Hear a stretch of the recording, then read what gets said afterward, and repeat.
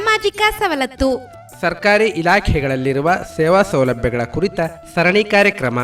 ಪ್ರಾಯೋಜಕರು ಜನಧ್ವನಿ ಸಮುದಾಯ ಬಾನುಲಿ ಕೇಂದ್ರ ಸರಗೂರು. ತಪ್ಪದೇ ಕೇಳಿ ಪ್ರತಿ ಮಂಗಳವಾರ ಬೆಳಿಗ್ಗೆ 10:20 ಹಾಗೂ ಗುರುವಾರ ಸಂಜೆ 4:30.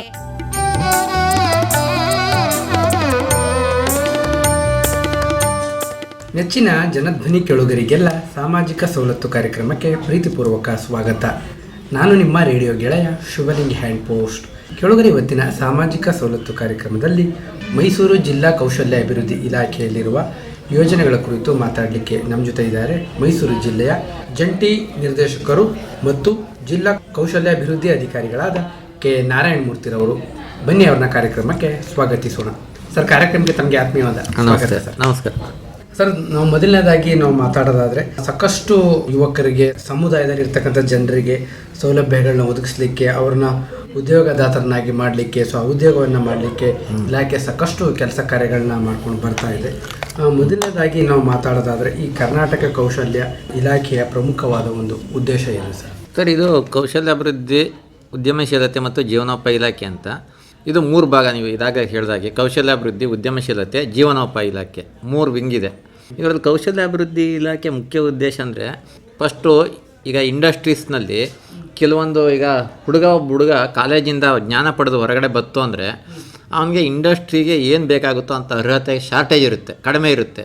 ಈಗ ಒಬ್ಬ ಹುಡುಗ ಡಿಗ್ರಿ ಪಾಸ್ ಮಾಡ್ದ, ಅವನಿಗೆ ಅಕೌಂಟೆನ್ಸಿ ಬೇಕು ಅಂದರೆ ಟ್ಯಾಲಿ ಅಂತ ಈ ಥರ ಒಂದೊಂದು ಕೋರ್ಸ್ಗಳ ಅವಶ್ಯಕತೆ ಇದೆ, ಕಲ್ತಿರಲ್ಲ. ಈ ಥರ ಬ್ರಿಡ್ಜ್ ಕೋರ್ಸಸ್ ಅಂತ ಹೇಳ್ತೀವಿ. ಅಂಥ ಬ್ರಿಡ್ಜ್ ಕೋರ್ಸಸ್ಸನ್ನು ಕಲಿಸಿ ಅವರಿಗೆ ಉದ್ಯೋಗದಾತರನ್ನ ಮಾಡ್ತೀವಿ. ಉದ್ಯೋಗವನ್ನು ಸಹ ನಾವು ಕೊಡಿಸೋದ್ರಲ್ಲಿ ಸಹಾಯ ಮಾಡ್ತೀವಿ. ಅದು ನಮ್ಮ ಇಲಾಖೆ ಮುಖ್ಯ ಉದ್ದೇಶ. ಅಂದರೆ ಯಾರು ಶಿಕ್ಷಣವನ್ನು ಪಡೆದು ನಿರುದ್ಯೋಗಿಗಳಾಗಿರ್ತಾರೆ, ಅವರು ಇಂಡಸ್ಟ್ರೀಸ್ ಲೆವೆಲ್ನ ಮೀಟ್ ಮಾಡ್ತಾ ಇಲ್ಲ, ಉದ್ಯಮದಾತರ ಯಾರು ಕೊಡ್ತಾರೋ ಅವ್ರ ಲೆವೆಲ್ ಮೀಟ್ ಆಗಲಿಲ್ಲ ಅಂದರೆ ಅಂಥ ಸ್ಕಿಲ್ಸನ್ನು ಗ್ಯಾಪ್ ಏನಿದೆಯೋ ಅದನ್ನು ನಾವು ಫಿಲ್ ಮಾಡ್ತೀವಿ. ಸರ್, ತಾವು ಮಾತಾಡ್ತಾ ಹೇಳಿದ್ರಿ ಅದರಲ್ಲಿ 3 ಅಂಶಗಳು. ಒಂದು ಕೌಶಲ್ಯ ಅಭಿವೃದ್ಧಿ, ಇನ್ನೊಂದು ಉದ್ಯಮಶೀಲತೆ, ಜೊತೆಗೆ ಇನ್ನೊಂದು ಅವ್ರಿಗೆ ಜೀವನೋಪಾಯವನ್ನ ಒದಗಿಸ್ತಕ್ಕಂಥದ್ದು. ಅಂದ್ರೆ ಅವ್ರು ಇರ್ತಕ್ಕಂಥ ಸ್ಥಳ ಆಗಿರ್ಬೋದು, ಇಲ್ಲ ಅವ್ರು ಎಲ್ಲಿ ಇಚ್ಛೆ ಪಡ್ತಾರೆ ಅಲ್ಲಿ ಅಂತ. ಈಗ ಕೌಶಲ್ಯ ಅಭಿವೃದ್ಧಿನಲ್ಲಿ ಏನೇನು ಬರ್ತವೆ, ಜೊತೆಗೆ ಉದ್ಯಮಶೀಲತೆಯಲ್ಲಿ ಏನೇನು ಬರ್ತವೆ, ಜೀವನೋಪಾಯದಲ್ಲಿ ಏನೇನು ಬರ್ತವೆ ಸರ್?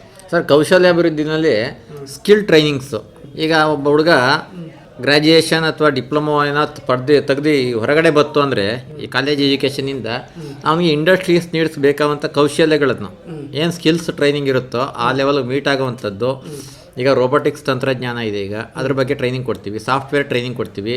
ಅಪರೆಲ್ಸ್ ಡಿಸೈನ್ಸು, ಟೈಲರಿಂಗು, ಈ ಥರದ ಬೆಲ್ಲಕ್ಕೆ ಟ್ರೈನಿಂಗ್ ಕೊಡ್ತೀವಿ. ಬ್ಯೂಟಿಷಿಯನ್ ಟ್ರೈನಿಂಗ್ ಕೊಡ್ತೀವಿ. ಸಣ್ಣ ಪುಟ್ಟ ಟ್ರೈನಿಂಗ್ಸು ಸಹ ನಮ್ಮ ಇಲಾಖೆ ವತಿಯಿಂದ ಕೊಡ್ತೀವಿ.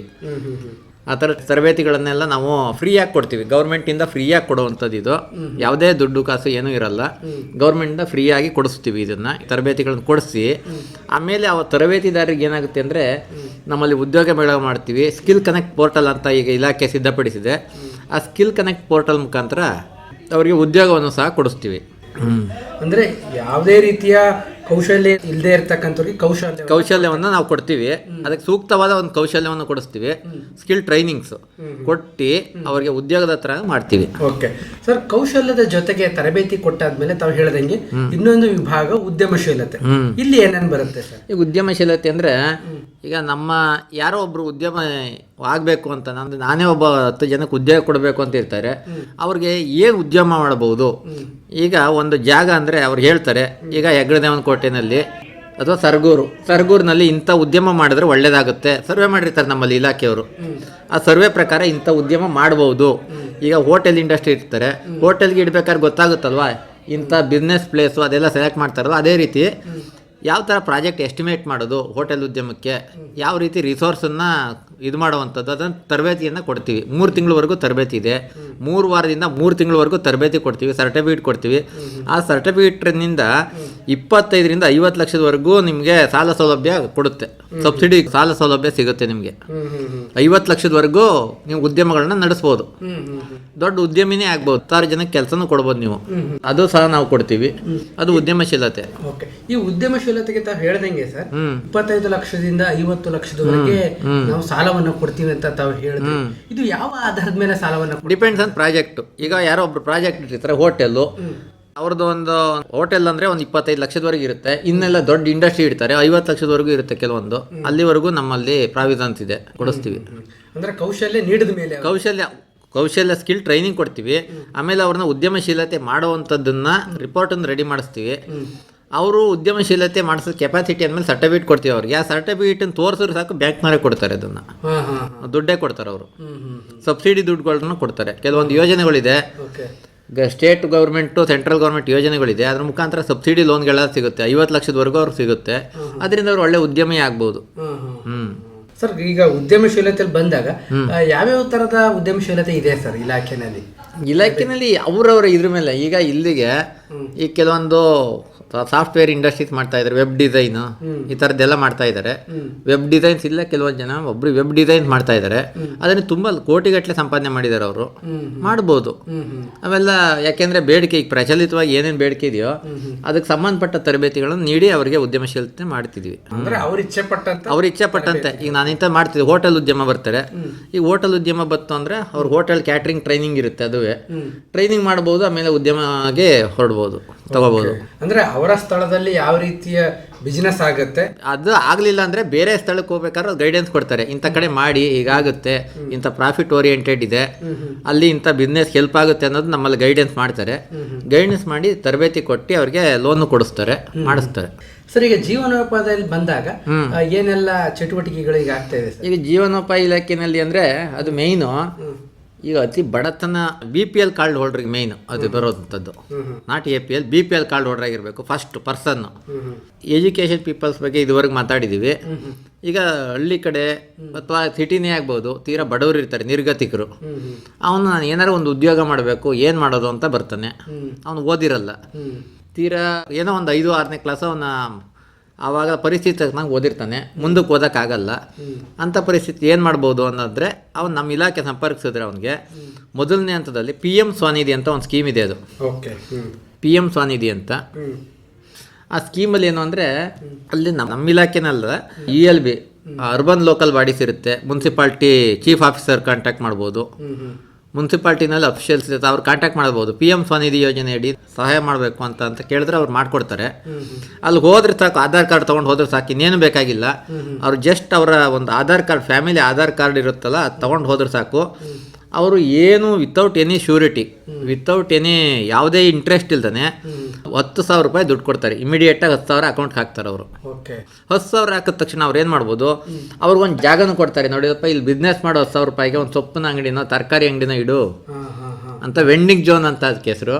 ಅಲ್ಲಿ ವೆಂಡಿಂಗ್ ಝೋನಲ್ಲಿ ಅವ್ರು ಜಾಗ ತೋರಿಸ್ತಾರೆ, ಅಲ್ಲಿ ತರಕಾರಿ ಇಟ್ಟು ವ್ಯಾಪಾರ ಮಾಡ್ಬೋದು. 10,000 ಅದು ಸಾಲ ಅಂತ ಕೊಡ್ತಾರೆ. 10,000 ಸಾಲನ ಅವ್ನು ಏನು ಮಾಡಬೇಕು ಅಂದರೆ ಕಂತು ಕೊಡ್ತಾರೆ. 10 ಕಂತು ಎಷ್ಟೋ ಕಂತು ತಗೋಬೋದು. 10 ಕಂತು ಕಟ್ಟಿದ್ರೆ ಈಗ ಜನವರಿನಲ್ಲಿ ಸಾಲ ತಗೋತಾನೆ ಅವನು, ಅಕ್ಟೋಬರ್ ಕ್ಲೋಸ್ ಆಗಬೇಕು. ಗೌರ್ಮೆಂಟ್ ಏನು ಮಾಡಿದೆ ಅಂದರೆ ಅದಕ್ಕೆ ಇನ್ನೂ ರಿಬೇಟ್ ಮುಂದಕ್ಕೆ ಬಂದು ಬರೀ 9 ಕಂತು ಕಟ್ಟಿದ್ರೆ ಸಾಕು. ಅವನು 9 ಕಂತು, 1 ಕಂತು ಬಿಟ್ಬಿಡ್ತಾರೆ, 1 ಕಂತು ಸಬ್ಸಿಡಿ ಕೊಟ್ಬಿಡ್ತಾರೆ. ಯಾಕೆ ಹೇಗೆ ಅಂದರೆ ಅವನೇನು ಮಾಡಬೇಕು ಅಂದರೆ ಸ್ಕ್ಯಾನರಲ್ಲಿ ಬಿಸ್ನೆಸ್ ಮಾಡಬೇಕು. ಈಗ ತರಕಾರಿ ಅಂಗಡಿ ಇಟ್ಕೋತಾನೆ, ಸ್ಕ್ಯಾನರ್ ಇಟ್ಕೋಬೇಕು. ಸ್ಕ್ಯಾನರಲ್ಲಿ ಈಗ ತರಕಾರಿ ತೊಗೊಂಡವ್ರು ಸ್ಕ್ಯಾನಿಂಗ್ ಮಾಡೇ ಅವನಿಗೆ ದುಡ್ಡು ಕೊಡಬೇಕು. ಕ್ಯಾಶ್ ಪೇಮೆಂಟ್ ಇರಬಾರ್ದು, ಡಿಜಿಟಲ್ ಪೇಮೆಂಟಲ್ಲೇ ಹೋಗಿದ್ರೆ ಅದು ಏನಾಗುತ್ತೆ ಅಂದರೆ, ಅದಕ್ಕೆ ಯಾಕೆ ಆ ಥರ ಅಂದರೆ ಗೌರ್ಮೆಂಟ್ಗೆ ಅವ್ನು ಮಾಡ್ತಾ ಇದ್ದಾನೆ ಅಂತ ಒಂದು ಇದಿರುತ್ತೆ, ಕನ್ಫರ್ಮೇಷನ್. ಬಿಸ್ನೆಸ್ ಮಾಡ್ತಾವನೆ, ಟ್ರಾನ್ಸಾಕ್ಷನ್ ನಡೀತಾ ಐತೆ ಅಂತ ಗೌರ್ಮೆಂಟ್ಗೆ ಕನ್ಫರ್ಮೇಷನ್ ಬರುತ್ತೆ. ಈಗ ಯಾರೋ 50 ರೂಪಾಯಿ 100 ರೂಪಾಯಿ ಹಿಂಗೆ ಹೋಯ್ತಾ ಇತ್ತು ಅಂದರೆ ಅಕೌಂಟ್ಗೆ ಕ್ರೆಡಿಟ್ ಆಗ್ತಾ ಇದೆ ಅಂದರೆ, ಓ ಇವನು ಟ್ರಾನ್ಸಾಕ್ಷನ್ ಇದ್ದಾನೆ ಅಂತ ಏನು ಮಾಡುತ್ತೆ ಗೌರ್ಮೆಂಟು, ಒಂದು ಲೋನನ್ನು, ಒಂದು ಕಂತನ್ನು ಫ್ರೀ ಬಿಟ್ಬಿಡುತ್ತೆ. 9 ಕಂತು ಕಟ್ಟಿದ್ರೆ ಸಾಕು. ಜನವರಿಲಿ ತಗೋತಾನೆ, ಅಕ್ಟೋಬರ್ 10ನೇ ತಿಂಗಳು ಕಟ್ಟಬೇಕಾಗಿತ್ತು, 9 ತಿಂಗಳು ಸೆಪ್ಟೆಂಬರ್ಗೆ ಸಾಕಪ್ಪ ಅಂತ ಹೇಳ್ಬಿಡ್ತಾರೆ. ಸೆಪ್ಟೆಂಬರ್ ಕ್ಲೋಸ್ ಅವ್ರದ್ದು ಲೋನು. ಸೆಪ್ಟೆಂಬರ್ ಮುಗೀತು ಅಂತ ಅಂದರೆ ಅಲ್ಲಿಗೆ ಏನಾಗುತ್ತೆ ಅಂದರೆ ಅವ್ರಿಗೆ ಲೋನ್ ಕ್ಲೋಸು. ಮತ್ತು ಈಗ ಇಲ್ಲೇನು ಸಣ್ಣದೊಂದಿಗೆ ಒಂದು ತರಕಾರಿ ಅಂಗಡಿ ಇಟ್ಟಿರ್ತಾನೆ, ಇಲ್ಲ ನಾನು ಇನ್ನೂ ವೃತ್ತಿನ ಜಾಸ್ತಿ ಮಾಡ್ಕೋಬೇಕು ಅಂದರೆ ಒಂದು ಪೆಟ್ಟಿ ಶಾಪ್ ಇಟ್ಕೊಂಡು ಏನೋ ದೊಡ್ಡದಾಗಿ ಅಂಗಡಿನೆಲ್ಲ ಇಟ್ಕೋಬೇಕು ಅಂತಂದರೆ ಮತ್ತೆ ಲೋನ್ಗೆ ಅಪ್ಲೈ ಮಾಡಿದ್ರೆ 20,000 ಕೊಡ್ತೀವಿ ಅವನಿಗೆ. 10 ಆಯ್ತು 20 ಕೊಡ್ತೀವಿ. ಅದು 20 ಇದೇ ಥರನೇ 10 ಕಂತು ಕಟ್ಟಿಸ್ತೀವಿ. 10 ಕಂತಲ್ಲಿ ಅವನು ಡಿಜಿಟಲ್ ಟ್ರಾನ್ಸಾಕ್ಷನ್ ಮಾಡ್ತಬೇಕು. ಮಾಡಿದ್ರೆ ಅವನು ಒಂದು ಇದು ಬಿಟ್ಬಿಡ್ತೀವಿ, 1 ಕಂತು ಕ್ಲೋಸ್ ಆಗುತ್ತೆ, 1 ಕಂತು ಬಿಟ್ಬಿಡ್ತಾರೆ. ಸೆಪ್ಟೆಂಬರ್ವರೆಗೆ ಕಟ್ಟಿದ್ರೆ ಸಾಕು, 9 ತಿಂಗಳು ಕಟ್ಟಿದ್ರೆ ಸಾಕು, ಅವನ ದುಡ್ಡು ಕ್ಲಿಯರ್ ಮಾಡಿಬಿಡ್ತಾರೆ, ಕ್ಲೋಸ್ ಆಗುತ್ತೆ. ಒಟ್ಟು 1 ಕಂತು ಸಬ್ಸಿಡಿ ಸಬ್ಸಿಡಿ ಅಂದ್ರೆ 20,000 20,000 ತಗೊಂಡ್ರೆ ಒಂದು ಕಂತು ಸಬ್ಸಿಡಿ. ನೆಕ್ಸ್ಟ್ 50,000ಕ್ಕೆ ಬರ್ತಂದ್ರೆ 50,000ಕ್ಕೂ ಅದೇ ಥರನೇ 50,000 ಕೊಡ್ತೀವಿ. ಅವ್ನು ದೊಡ್ಡ ಶಾಪೇ ಇಡ್ಬೋದು 50,000ಕ್ಕೆ.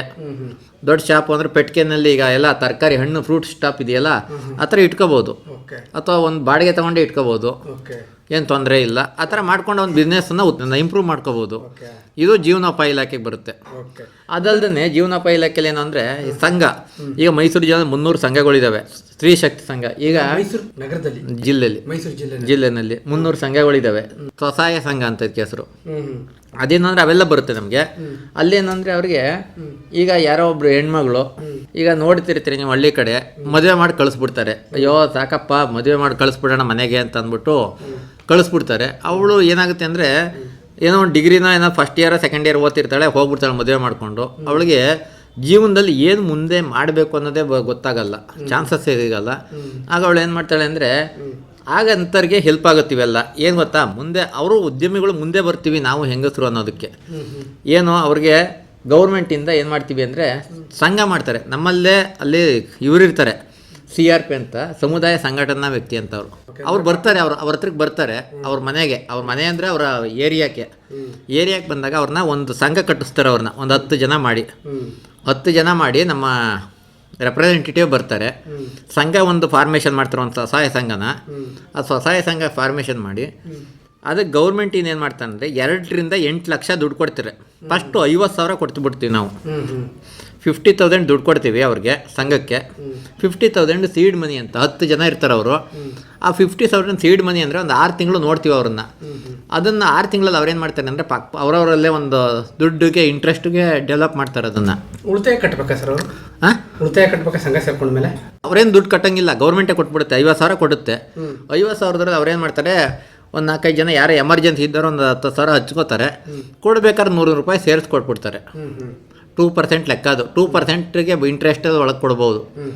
ಇಲ್ಲಾಂದರೆ ಅವ್ರವ್ರ ಸಂಘದವ್ರು ತೀರ್ಮಾನ ಮಾಡ್ದಂಗೆ, ಇಲ್ಲ ಬಡವರು ಬೇಡ ಒಂದು 100 ರೂಪಾಯಿ ಸೇರಿಸ್ಕೊಡ್ಲಿ ಸಾಕು 10,000ಕ್ಕೆ ಅಂತ ಬಿಡ್ತಾರೆ. ಆ ಥರ ಸೇರಿಸ್ಕೊಂಡ್ರೆ ಇದೆಲ್ಲ ಸಾಲ 6 ತಿಂಗಳಾದ್ಮೇಲೆ 50,000 ಕಟ್ಬಿಡ್ಬೇಕು ಗೌರ್ಮೆಂಟ್ಗೆ. ಇನ್ನು ಬಡ್ಡಿ ಡೆವಲಪ್ ಆಗುತ್ತಲ್ಲ ಅದು ಅವ್ರು ಇಟ್ಕೋಬೇಕು, ತೋರಿಸ್ಬೇಕು. ಗೌರ್ಮೆಂಟ್ ಪ್ರೋಗ್ರೆಸ್ ತೋರಿಸ್ಬೇಕು, ಸೀಡ್ ಮನಿಯಿಂದ ಪ್ರೋಗ್ರೆಸ್ ತೋರಿಸ್ಬೇಕು. ಆ ಸಂಘ ಅಧ್ಯಕ್ಷೆ, ಸೆಕ್ರೆಟರಿ ನಮ್ಮವರೇ ಇರ್ತಾರಲ್ಲಿ, CRPಗಳು, ಕಮ್ಯುನಿಟಿ ರೆಪ್ರೆಸೆಂಟೇಟಿವ್ ಪರ್ಸನ್ ಇವ್ರು ಇರ್ತಾರೆ. ಅವ್ರು ಹೇಳ್ಕೊಡ್ತಾರೆ ಎಲ್ಲ ಹೆಂಗೆ ಮಾಡಬೇಕು. ಸಮುದಾಯ ಸಂಘಟನಾಧಿಕಾರಿ ತೋರಿಸ್ತಾರೆ ಅವರು.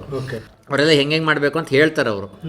ಹಂಗೆ ಮಾಡಿದ್ಮೇಲೆ ಅದೆಲ್ಲ ಚೆನ್ನಾಗಿ ನಡೀತೈತೆ ಅಂತ ಏನು ಮಾಡಿದಾಗ 8 ಲಕ್ಷದವರೆಗೂ ನಾವು ದುಡ್ಡು ಕೊಡ್ತೀವಿ. ಈಗ ಬೈ ಚಾನ್ಸ್ ಏನು ಮಾಡ್ತಾರೆ ಅಂದರೆ ಫಸ್ಟ್ ಹಿಂಗೆ ಮಾಡಿದಾಗ ತುಂಬ ಈ ಥರ ಇಂಟ್ರೆಸ್ಟ್ ಬರೋದ್ರ ಬದಲು ಅವ್ರೇನು ಮಾಡ್ತಾರೆ ಅಂದರೆ ಈಗ ಹಪ್ಪಳ ಮಾಡೋದು, ಯುಗಾದಿ ಹಬ್ಬ ಬರುತ್ತೆ, ಒಬ್ಬಿಟ್ಟು ಮಾಡೋದು, ಈ ಥರ ಒಂದು ಇಂಡಸ್ಟ್ರೀಸ ಸ್ಮಾಲಾಗಿ ಸ್ಟಾರ್ಟ್ ಮಾಡ್ತಾರೆ ಮಹಿಳೆಯರೆಲ್ಲ ಸೇರಿ. ಅದಕ್ಕೆ ಒಂದು 8 ಲಕ್ಷದವರೆಗೂ ದುಡ್ಡು ಕೊಡ್ತೀವಿ ನಾವು. ಅವ್ರು ಅಡಿಕೆ ತಟ್ಟೆ ಮಾಡೋದು, ಬಿದಿರು ತಟ್ಟೆ, ಮೊರಗಳು ಮಾಡೋದು, ಸಣ್ಣ ಉದ್ಯಮಗಳನ್ನ ಮಾಡ್ತಾರೆ. 8 ಲಕ್ಷದವರೆಗೆ ಇನಿಷಿಯಲ್ ನಾವು ದುಡ್ಡು ಕೊಡ್ತೀವಿ. ಅದರಲ್ಲಿ ಅವರು ಮಹಿಳೆಯರು ಏನು ಮಾಡ್ಬೋದು ಅಂದರೆ ಸ್ವಾವಲಂಬಿ ಜೀವನ ಮಾಡ್ಕೋಬೋದು. ಅದು ಉದ್ಯಮಶೀಲತೆ ಅದು ಬರುತ್ತೆ. ಆಮೇಲೆ ಇನ್ನೊಂದಿದೆ ನೈಟ್ ಶೆಲ್ಟರ್ಸ್ ಅಂತ ಬರುತ್ತೆ. ನೈಟ್ ಶೆಲ್ಟರ್ಸ್ ಅಂದರೆ ಈಗ ಹೆಗ್ಗಡದೇವನಕೋಟೆಯಿಂದ ಯಾರೋ ಒಬ್ಬ ತೀರಾ ಬಡವ ಮೈಸೂರು ಬರ್ತಾನೆ, ಇಲ್ಲಿ ಕೆಲ್ಸಕ್ಕೆ ಬರ್ತಾನೆ, ಯಾವ್ದಾದ್ರು ಕೂಲಿ ಕೆಲಸಕ್ಕೋ ಯಾವುದಕ್ಕೋ. ಈಗ ಯಾವುದೋ ಬಿಲ್ಡಿಂಗ್ ಕೆಲಸಕ್ಕೋ ಕೂಲಿ ಕೆಲಸಕ್ಕೋ ಬರ್ತಾನೆ. ಬಂದಾಗ ಅಡುಗೆ ಕೆಲಸಕ್ಕೆ ಬರ್ಬೋದು. ಅಡುಗೆ ಮದುವೆ ಟೈಮಲ್ಲಿ ಸೀಸನಲ್ಲಿ ಬರ್ತಾರೆ, ಮದುವೆ ಬರ್ತಾರೆ. ಇಲ್ಲಿ ಮೈಸೂರಿನ 12 ಆ ಥರದ್ದು ಇದ್ದಾವೆ. ಅವ್ರು ಏನು ಮಾಡ್ತಾರೆ ಅಂದರೆ ಕೆಲ್ಸಕ್ಕೆ ಹೋಯ್ತಾನೆ, ಬೆಳಗ್ಗೆ ಕೆಲ್ಸಕ್ಕೆ ಆದಮೇಲೆ ಸಾಯಂಕಾಲ ಏನು ಮಾಡೋದು, ಸಾಯಂಕಾಲ ಉಳ್ಕೊಳಕ್ಕೆ ಏನು ಮಾಡೋದು, ಒಬ್ಬರು ಉಳ್ಕೊಳಕ್ಕೆ ವ್ಯವಸ್ಥೆ ಮಾಡಿಕೊಡಲ್ಲ. ಆಗೇನು ಮಾಡ್ಬೋದು, ನಮ್ಮದು ನೈಟ್ ಶೆಲ್ಟರ್ ನಿರಾಶ್ರಿತರ ಶಿಬಿರ ಇರುತ್ತೆ ನಮ್ಮ ಇಲಾಖೆದೆ. ಅಲ್ಲಿ ಅವ್ನು ಉಳ್ಕೋಬೋದು. ಅವ್ರಿಗೆ ಊಟ ಕೊಡ್ತೀವಿ, ಉಳ್ಕೊಳಕ್ಕೆ ಜಾಗ ಕೊಡ್ತೀವಿ, ಕಂಫರ್ಟಾಗಿ ಜಾಗ, ಇನ್ಕ್ಲೂಡಿಂಗ್ ಬೆಡ್ ಎಲ್ಲ, ಸ್ನಾನಕ್ಕೆ ನೀರೆಲ್ಲ ಇರುತ್ತೆ ಕ್ಲೀನಾಗಿ, ಊಟನೂ ಸಹ ಕೊಡ್ತೀವಿ, ತಿಂಡಿನೂ ಕೊಡ್ತೀವಿ, ಎಲ್ಲ ವ್ಯವಸ್ಥೆ ಇದೆ. ಉಳ್ಕೋಬೋದು, ಎಷ್ಟು ದಿವಸ ಇರ್ತಾನೆ ಇರ್ಬೋದು, ಹೋಗ್ಬೋದು, ನೋ ಪ್ರಾಬ್ಲಮ್. ಯಾವುದೇ ರಿಸ್ಟ್ರಿಕ್ಷನ್ ಇಲ್ಲ. ದುಡ್ಡು ಗಿಡ್ಡು ಏನು ತಗೊಳ್ಳಲ್ಲ, ಒಂದು ಫೀಸು ತಗೊಳ್ಳಲ್ಲ. ಅದು ನಮ್ಮ ಇಲಾಖೆಯಿಂದಲೇ ಮಾಡೋದು. ಅವನು ಹೆಂಗಂದರೆ ಸ್ವಂತ ಉದ್ಯೋಗಕ್ಕೆ ಹೆಲ್ಪ್ ಮಾಡೋದು. ಈಗ ಅವ್ನು ಹೋಯ್ತಾನೆ ಬೆಳಗ್ನೊತ್ತು ಅಡುಗೆ ಕೆಲಸಕ್ಕೂ ಎಲ್ಲ ಹೋಗ್ತಾನೆ, ಸಾಯಂಕಾಲ ಉಳ್ಕೊಳ್ಬೇಕಾದ್ರೆ ಇಲ್ಲಿ ಪೊಲೀಸ್ ಸ್ಟೇಷನ್ ಇಲ್ಲವರೆ ಬಸ್ ಸ್ಟ್ಯಾಂಡಲ್ಲಿ ಏನಾದ್ರು ಮಲಗ್ತು ಅಂತಂದರೆ ಪೊಲೀಸ್ನವ್ರು ಬಂದು ಡಿಸ್ಟರ್ಬ್ ಮಾಡ್ತಾರೆ, ಯಾಕೆ ಇಲ್ಲಿ ಮಲಗಿದಿ ಅಂತಾರೆ. ಆ ಬಡವರು ಕಷ್ಟ ಆಗುತ್ತೆ, ಊರಿಂದ ಓಡಾಡೋದೆಲ್ಲ. ಅಂಥವ್ರು ನಮ್ಮ ನಿರಾಶ್ರಿತ ಶಿಬಿರದಲ್ಲಿ ಉಳ್ಕೋಬೋದು. ಉಳ್ಕೊಂಡು ಬೆಳಗ್ಗೆ ಕೆಲಸಕ್ಕೆ ಹೋಗ್ಬೋದು, ಬರ್ಬೋದು, ಊರಿಗೆ ಹೋಗ್ಬೋದು. ಆ ಥರ ಎಲ್ಲ ಸೌಲಭ್ಯಗಳನ್ನ ಇಲಾಖೆ ಕೊಡ್ತೀವಿ. ಓಕೆ. ಜೀವನೋಪಾಯ ಯೋಜನೆಯಲ್ಲಿ ತಾವು ಹೇಳ್ದಂಗೆ ಸಾಕಷ್ಟು ಅನಕ್ಷರಸ್ಥರಿಗೆ ಸೌಲಭ್ಯಗಳಿದೆ. BPL ಕಾರ್ಡು ಹೊಂದಿರತಕ್ಕಂತ ಎಲ್ಲಾ ಜನರು ಕೂಡ ಇದ್ರ ಸದುಪಯೋಗವನ್ನು ಪಡಿಸ್ಕೊಳ್ಬಹುದು. ಒಂದು ಸ್ವಸಹಾಯ ಸಂಘದ ಮುಖಾಂತರ ಸದುಪಯೋಗವನ್ನು ಪಡಿಸ್ಕೊಳ್ಬಹುದು. ಜೊತೆಗೆ ತಾವು ಹೇಳ್ದಂಗೆ ರಸ್ತೆ ಬದಿ ವ್ಯಾಪಾರಿಗಳು, ಬೀದಿ ಬದಿ ವ್ಯಾಪಾರಿಗಳು ಏನ್ ಹೇಳ್ತೀವಿ ಅಂತವ್ರು ಕೂಡ ಸೌಲಭ್ಯಗಳನ್ನ ಪಡೆದುಕೊಳ್ಳಿಕ್ಕೆ ಅವಕಾಶ ಇದೆ.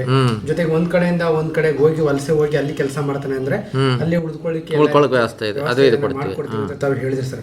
ಸರ್, ಪ್ರಮುಖವಾಗಿ ಈಗ PM ಸ್ವಾನಿಧಿನಲ್ಲಿ ತಾವು ಹೇಳ್ದಂಗೆ ಸಾಕಷ್ಟು ಸೌಲಭ್ಯಗಳನ್ನ ಬೀದಿ ಬದಿ ವ್ಯಾಪಾರಿಗಳಾಗಿರ್ಬೋದು ಅಥವಾ ಫುಟ್ಪಾತ್ ವ್ಯಾಪಾರಿಗಳಾಗಿರ್ಬೋದು ಇವರೆಲ್ಲ ಪಡ್ಕೊಳ್ತಾ ಇದ್ದಾರೆ ಸರ್.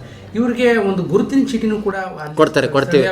ಅದು ಅದೇನಾಗುತ್ತೆ ಅಂದ್ರೆ ಈಗ 10,000 ರೂಪಾಯಿ ಅವ್ರ ಅಕೌಂಟ್ಗೆ ಆಯ್ತು ಅಂದ್ರೆ ಅವ್ರಿಗೆ ಗುರುತಿನ ಚೀಟಿ ಕೊಡ್ತೀವಿ. ಅವ್ರಿಗೆ ಗುರುತಿನ ಚೀಟಿ ಕೊಟ್ಟು ಒಂದು ನಂಬರ್ ಕೊಡ್ತಾರೆ ಅವ್ರಿಗೆ. ಆ ನಂಬರ್ನವ್ರು ಎಲ್ಲಿ ಬಿಸ್ನೆಸ್ ಮಾಡಬೇಕು ಅಂತ ಲೊಕೇಟ್ರ್ ಇದನ್ನ ಜಾಗನೂ ತೋರಿಸ್ತೀವಿ ನಾವು. ಈಗ ಇಲ್ಲೆಲ್ಲಾರು ಬೇರೆ ಕಡೆ ರೋಡ್ ಸೈಡಲ್ಲಿ ಮಾಡಿದ್ರೆ ಬೇರೆಯವರು ಗೌರ್ಮೆಂಟ್ನವ್ರು ಬಂದು ಡಿಸ್ಟರ್ಬ್ ಮಾಡ್ತಾರೆ, ಪೊಲೀಸ್ ಆಗ್ಬೋದು ಇನ್ನೊಂದು ಆಗ್ಬೋದು, ಡಿಸ್ಟರ್ಬ್ ಮಾಡ್ತಾರೆ. ಅವ್ರಿಗೆ ಒಂದು ಏರಿಯಾ ಕೊಟ್ಟಿರ್ತೀವಿ, ಆ ಏರಿಯಾದಲ್ಲಿ ಅವ್ರು ಇಟ್ಕೋಬೋದು, ಕಂಫರ್ಟ್ ಆಗಿರೋ ಜಾಗದಲ್ಲಿ ಇಟ್ಕೋಬೋದು, ಏನು ತೊಂದರೆ ಇಲ್ಲ. ನಮ್ಮ ಗೌರ್ಮೆಂಟು ಅದಕ್ಕೆ ಪ್ರೊವೈಡ್ ಮಾಡಿಕೊಟ್ಟಿದ್ದೀವಿ, ವೆಂಡಿಂಗ್ ಝೋನ್ ಅಂತ ಮಾಡಿರ್ತೀವಿ ಅದಕ್ಕೆ. ಸರ್, ಇದ್ರ ಜೊತೆಗೆ ತಾವು ಹೇಳ್ದಂಗೆ ಹಣ್ಣು ತರಕಾರಿ ಮಾರೋದ್ರ ಜೊತೆಗೆ ಕೆಲವರು ಬೇರೆ ಬೇರೆ ರೀತಿಯ ವ್ಯಾಪಾರಗಳನ್ನು ಕೂಡ ಮಾಡ್ತಾರೆ. ಒಂದು food street, food, chicken mutton stall ಗಳಾಗಿರ್ಬೋದು, ಎಲ್ಲ ಮಾಡ್ಕೊಳ್ತಾರೆ. ಇವ್ರಿಗೂ ಅವಕಾಶಗಳಿದೆ. ಹೌದು, ಎಲ್ಲಕ್ಕೂ ಅವಕಾಶ ಇದೆ. ಪೇಪರ್ ಹಾಕೋ ಹುಡುಗನ್ಗೂ ಹಾಲ್ ಮಾರೋ ಹುಡುಗನ್ಗೂ ಅವಕಾಶ ಇದೆ, ಎಲ್ಲರಿಗೂ ಇದೆ. BPL ಒಳಗಡೆ ಬಂತ ಅಂದ್ರೆ ಅವ್ನಿಗೆ ಎಲ್ಲ ಅವಕಾಶವನ್ನು ಗೌರ್ಮೆಂಟ್ ಕೊಡುತ್ತೆ.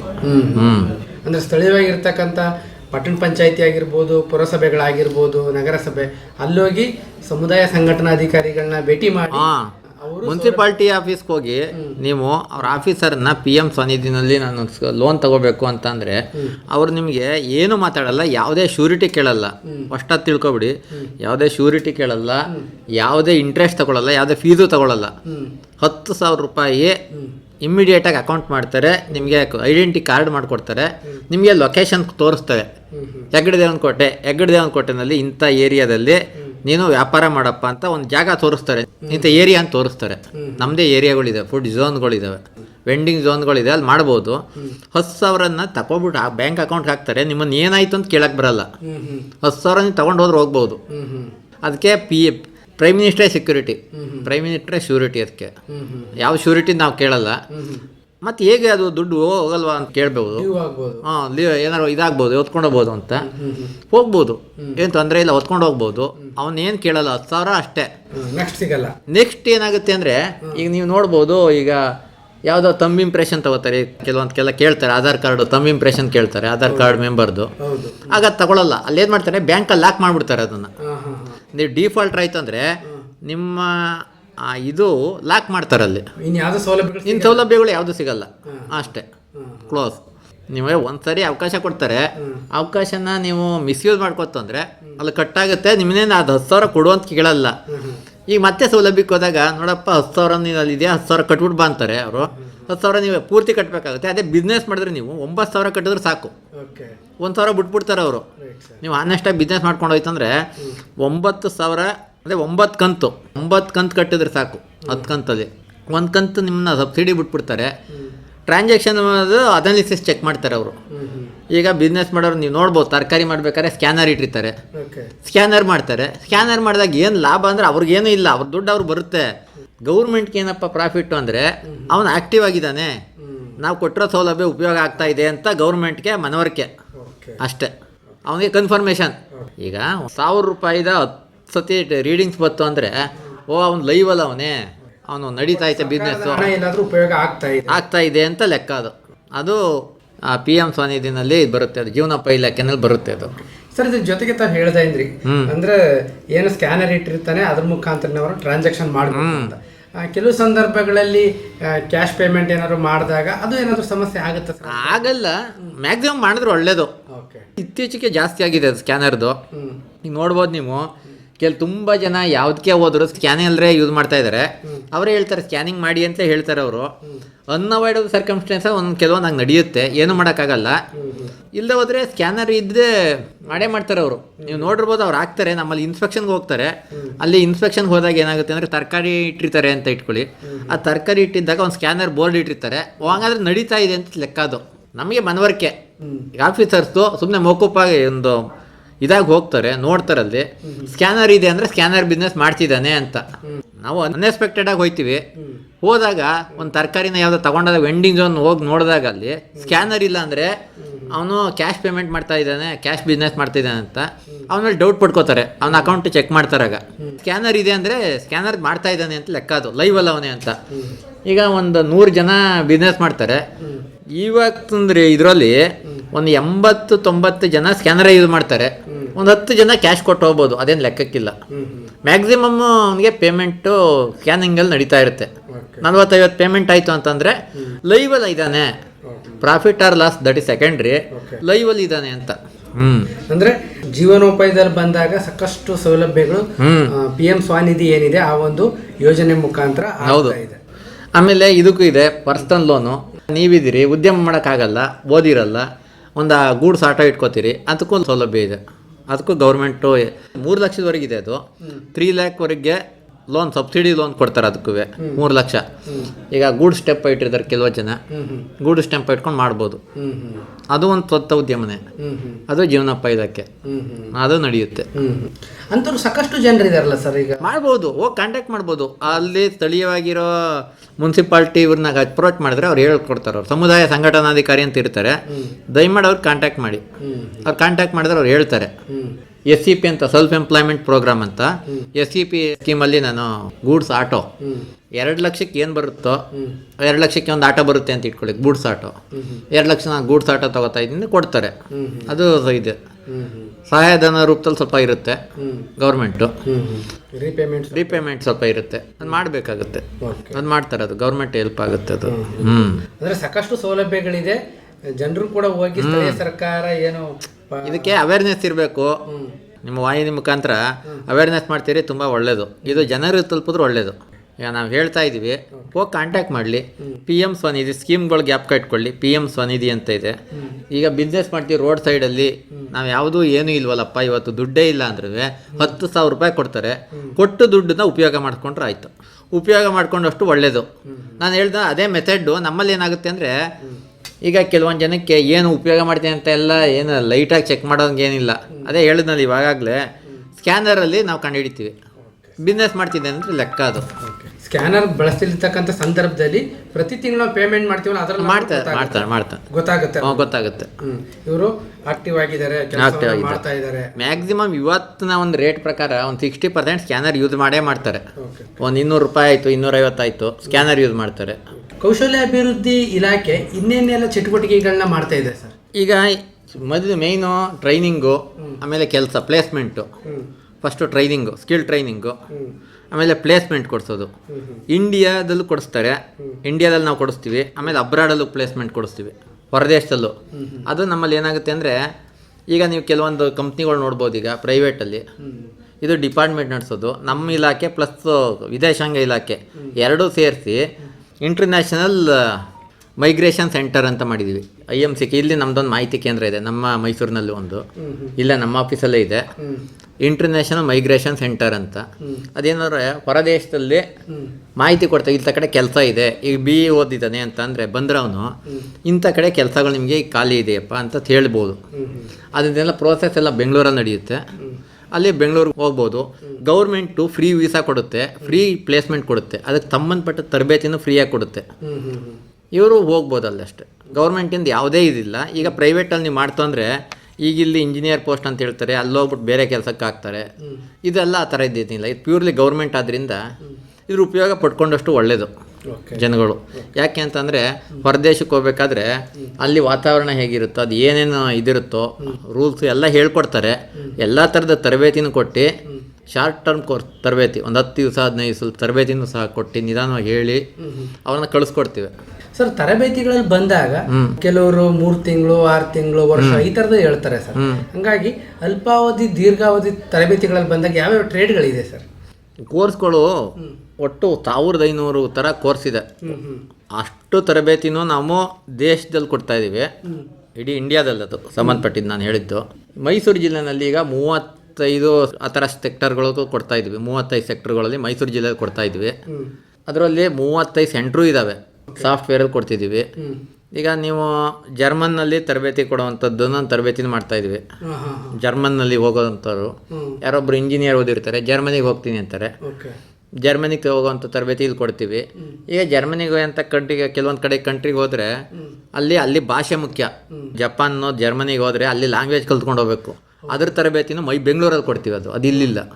ಲ್ಯಾಂಗ್ವೇಜ್ ಸ್ಕಿಲ್ ಟ್ರೈನಿಂಗ್ ಉಚಿತವಾಗಿ ಎಲ್ಲ ಫ್ರೀ, ಉಚಿತವಾಗಿ ಕೊಡ್ತೀವಿ. ಅದು ಫ್ರೀ ಟ್ರೈನಿಂಗು, ಜರ್ಮನ್ ಟ್ರೈನಿಂಗ್ದು ಲ್ಯಾಂಗ್ವೇಜ್ ಟ್ರೈನಿಂಗ್ ಕೊಟ್ಟು ಅವನ್ನ ಕಳಿಸ್ಕೊಡ್ತೀವಿ. ಅದಕ್ಕೆ ಉಚಿತವಾಗಿ ತರಬೇತಿ ಕೊಟ್ಟು ಕಳಿಸ್ಕೊಡ್ತೀವಿ. ಸರ್, ತರಬೇತಿಗಳಲ್ಲಿ ಬಂದಾಗ ನಮ್ಮ ಸಮುದಾಯದ ಜನರಿಗೆ ಮಾಹಿತಿಗೋಸ್ಕರ ಏನೇನು ತರಬೇತಿಗಳಿದೆ ಸರ್? ತರಬೇತಿಗಳು ಈಗ ಅಪೆರಲ್ ಡಿಸೈನ್ ಅಂತ ಇದೆ, ಅಪೆರಲ್ ಸೆಕ್ಟರ್ ಅಂತ. ಅಪೆರಲ್ ಸೆಕ್ಟರ್ ಅಂದರೆ ಹೊಲಿಗೆ ತರಬೇತಿ, ಬ್ಯೂಟಿಷಿಯನ್ನು, ಹೇರ್ ಸ್ಟೈಲಿಶು, ಆ ಥರದ್ದೆಲ್ಲ ಬರುತ್ತೆ. ಆಮೇಲೆ IT ಸೆಕ್ಟರ್ ತರಬೇತಿಗಳಿದ್ದಾವೆ. ಸಾಫ್ಟ್ವೇರ್ ಡೆವಲಪಿಂಗ್ IT ಸೆಕ್ಟ್ರಲ್ಲಿ, ವೆಬ್ ಡಿಸೈನು, ಇದೆಲ್ಲ IT ಸೆಕ್ಟರ್ಸ್ ಇದೆ. ಆಮೇಲೆ ಡಾಟಾ ಎಂಟ್ರಿ ಆಪ್ರೇಟರ್ಗಳು, ಇವೆಲ್ಲ ಬೇಸಿಕ್ ಟ್ರೈನಿಂಗ್ಸ್, ಕಂಪ್ಯೂಟರ್ ಟ್ರೈನಿಂಗ್ಸ್ ಎಲ್ಲ ಇದೆ 2. ಆಮೇಲೆ ಅಗ್ರಿಕಲ್ಚರ್ ಸೆಕ್ಟರ್ ತರಬೇತಿಗಳಿದ್ದಾವೆ. ಅದು ಅಣಬೆ ಬೆಳೆಯುವಂಥದ್ರ ಬಗ್ಗೆ ತರಬೇತಿ ಇದೆ. ಆಮೇಲೆ ಡೈರಿ ಫಾರ್ಮಿಂಗ್ ಅಂತ, ಡೈರಿ ಸೆಕ್ಟರ್ಗೆ ಸಂಬಂಧಪಟ್ಟಂಗೆ ಹಸು ಸಾಕಾಣಿಕೆ ಬಗ್ಗೆನೂ ತರಬೇತಿ ಇದೆ. ಅದು ಇದೆ. ಅಂದ್ರೆ ಸಮುದಾಯದ ಜನರಿಗೆ ಯಾವುದು ಆಸಕ್ತಿ ಇರುತ್ತೆ ಅದು ಈಗ ಬೇಡಿಕೆ ಇರುವಂಥ ತರಬೇತಿಗಳು ಇದ್ದಾವೆ. ಈಗ ಲೋಕಲಲ್ಲಿ ಮೈಸೂರಿಗೆ ಬೇಡಿಕೆ ಬಟ್ಟಂಗೆ ಇನ್ಲೇ ತರಬೇತಿ ಅಂತ ಈಗ ನೀವು ನೋಡ್ಬೋದು. ಒಂದು ಇನ್ಲೆಸ್ ಸ್ಟ್ರಕ್ಚರು, ಆನೆ ಮಹಾರಾಜರ ಸಿಂಹಾಸನ ಹೊತ್ಕೊಂಡು ಹೋಗೋ ಥರದ್ದು ಒಂದು ಬೋರ್ಡ್ಗಳೆಲ್ಲ ಇರ್ತವೆ, ವೈಟ್ ಲೇಯರ್ ಎಲ್ಲ ಹಾಕಿರ್ತಾರೆ, ಅದೆಲ್ಲ ಮಾಡ್ತಾರಲ್ಲ, ಅದ್ರ ತರಬೇತಿ ನಡೀತಾ ಇದೆ ಇಲ್ಲಿ. ಆರ್ಟಿಸ್ಟ್ ಥರನೇ ಅದ್ರ ಥರನೂ ಇದೆ. ಇನ್ಲೆ ಅಂತ ಅದಕ್ಕೆ ಹೆಸರು, ಇನ್ಲೆ ತರಬೇತಿ ಅಂತ. ಅದ್ರ ತರಬೇತಿನ ಇಲ್ಲಿ ಮಾಡ್ತಾ ಇದ್ದೀವಿ.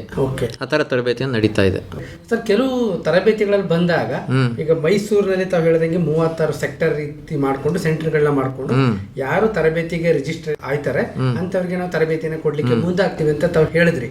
ಹಾಗೇನೆ ಸರ್, ಹೆಗ್ಗಡದೇವನಕೋಟೆ ಮತ್ತು ಸರಗೂರು ತಾಲೂಕಿನಲ್ಲಿ ನಮ್ಮದು 2 ಅವಳಿ ತಾಲೂಕು, ಹೆಗ್ಗಡದೇವನಕೋಟೆ ಮತ್ತು ಸರಗೂರು ತಾಲೂಕು, ಈ ಭಾಗದಲ್ಲೂ ಕೂಡ ತರಬೇತಿ ಕೇಂದ್ರಗಳು ಇದಾವ ಸರ್? ಇದೆ, ಅಲ್ಲೂ ಇದಾವೆ. ಈಗ ಸ್ಟಾರ್ಟ್ ಆಗಿದೆ. ಅಲ್ಲಿ ಕೆಲವೊಂದು ಏನಾಗಿದೆ ಅಂದರೆ ತರಬೇತಿ ಕೊಡೋರು ಮುಂದೆ ಬರಬೇಕು.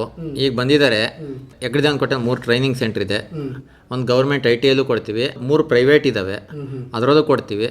ಆಮೇಲೆ ಸರಗೂರಲ್ಲಿ ಒಂದು ಟೈಲರಿಂಗ್ ಸೆಂಟರ್ಸ್ ಕೋರ್ಸ್ ಇದೆ, ಅಲ್ಲೂ ಇದೆ. ಹೊಲಿಗೆ ತರಬೇತಿ ಕೇಂದ್ರ ಇದೆ. ಅಲ್ಲೇನಾಗುತ್ತೆ ಅಂದರೆ ಕೆಲವೊಂದು ತರಬೇತಿಗಳನ್ನ ನಿಮ್ಮ ತೀರಾ ತಾಲೂಕ್ ಲೆವೆಲ್ವರೆಗೆ ನಾವು ಕೊಡಿಸ್ತೀವಿ. ಹಳ್ಳಿ ಲೆವೆಲ್ಗೆ ಹೋದಾಗ ಏನಾಗುತ್ತೆ ಅಂದರೆ ತರಬೇತಿ ಕೊಡೋರು ಜನ ಬರಬೇಕಲ್ವಾ, ಜನ ಬರೋದ್ರಿಂದ ತಾಲೂಕ್ ಲೆವೆಲ್ ಸೀಮಿತ ಮಾಡಿದ್ದಾರೆ. ಹೆಗ್ಗಡದೇವನಕೋಟೆವರೆಗೆ ಬರ್ತಾರೆ. ನೀವು ಹೆಗ್ಗಡದೇವನಕೋಟೆ ಬಿಟ್ಟು ಮುಂದೆ ಬೀಚ್ನಳ್ಳಿ ಆ ಲೆವೆಲ್ ಬನ್ನಿ ಅಂದರೆ ಅವ್ರು ತರಬೇತಿ ಕೊಡೋರು ಅಲ್ಲಿಗೆ ಬರೋಕ್ಕೆ ಹೋಗಲ್ಲ. ಅವ್ರಿಗೆ ಜನನ ಹುಡುಗರು ಮೊಬಲೈಸ್ ಆಗಬೇಕಲ್ಲ. ಹಾಗೆ ಆಗ್ಬೇಕು. ಏನು ಮಾಡಬೇಕು ಅಂದರೆ ಈಗ ರಿಮೋಟ್ ಸ್ವಲ್ಪ ಏರಿಯಾದಲ್ಲಿರೋರು ಅವರೇ ತಾಲೂಕ್ ಲೆವೆಲ್ಗೆ ಬಂದ್ಬಿಟ್ರೆ ಆಯಿತು. ತಾಲೂಕ್ ಲೆವೆಲಲ್ಲಿ ತರಬೇತಿ ಕೇಂದ್ರ ನಾವು ಸ್ಟಾರ್ಟ್ ಮಾಡ್ತೀವಿ, ಗ್ಯಾರಂಟಿ ಮಾಡಿಕೊಡ್ತೀವಿ. ಮುಂದೆ ದಿನದಲ್ಲಿ ಬೈ ಚಾನ್ಸ್ ಇಲ್ಲ ಅಂದ್ರೂ ಕೆಲವೊಂದು ವೆಬ್ ಡಿಸೈನ್ಸ್ ಅವೆಲ್ಲ ಇದ್ದಾವೆ, ಅವೆಲ್ಲ ಮಾಡ್ತೀವಿ. ಅಲ್ಲಿ ಹೆಗ್ಗಡದೇವನಕೋಟೆಯಲ್ಲಿ ಮಾಡ್ತೀವಿ, ಪ್ಲ್ಯಾನ್ ಇದೆ. ಸರ್, ತಾವು ಹೇಳ್ದಂಗೆ ತುಂಬಾ ತರಬೇತಿ ಕೇಂದ್ರದಿಂದ ದೂರದಲ್ಲಿ ಇರ್ತಕ್ಕಂಥವ್ರು, ಯಾವುದೇ ರೀತಿಯ ಸಂಪರ್ಕ ಇಲ್ಲದೆ ಇರ್ತಕ್ಕಂಥವ್ರು ಸೆಂಟರ್ ಹತ್ರ ಬಂದು ಉಳ್ಕೊಳ್ಳಿಕ್ಕೆ, ತರಬೇತಿ ಪಡೆದುಕೊಳ್ಳಿಕ್ಕೆ ಇವೆಲ್ಲ ವ್ಯವಸ್ಥೆಗಳು ಈ ಒಂದು ಕೌಶಲ್ಯ ಅಭಿವೃದ್ಧಿ ಇಲಾಖೆನೇ ಮಾಡುತ್ತೆ ಸರ್? ಇಲ್ಲ, ಉಳ್ಕೊಳಕ್ಕೆ ಮಾಡಲ್ಲ. ಈಗ ನೋಡಿ, ನಾವು ಎಲ್ಲಿವರೆಗೆ ಮಾಡ್ಬೋದು, ಫ್ರೀ ಟ್ರೈನಿಂಗ್ ಕೊಡ್ತೀವಿ, ಫ್ರೀ ಕೆಲಸ ಕೊಡ್ತೀವಿ. ನೀವು ಊಟ ತಿಂಡಿ ಉಳ್ಕೊಳ್ಳೋದಕ್ಕೆ ಟ್ರೈನಿಂಗ್ಗೆ ಟ್ರಾವೆಲ್ಸ್ಗೆಲ್ಲ ಕೊಡಿ ಅಂದ್ರೆ ಇಲ್ಲ, ಅದನ್ನು ಅವರೇ ಮಾಡ್ಕೋಬೇಕಾಗುತ್ತೆ. ಸ್ವಲ್ಪ ಏನು ಗೊತ್ತಾ, ಇದೆಲ್ಲ 2 to 3 months ಕೋರ್ಸಸ್ ಇರುತ್ತೆ, ಮ್ಯಾಕ್ಸಿಮಮ್ 2-3 ತಿಂಗಳಿರುತ್ತೆ. 3 ತಿಂಗಳವರೆಗೆ ಸ್ವಲ್ಪ ಟ್ರೈನಿಂಗ್ ತರಬೇತಿ ತೊಗೊಂಡ್ರೆ ಅವ್ರ ಲೈಫ್ಗೆ ಅವರು ಹೆಲ್ಪ್ ಮಾಡ್ಕೊಂಡಂಗೆ ಆಗುತ್ತೆ.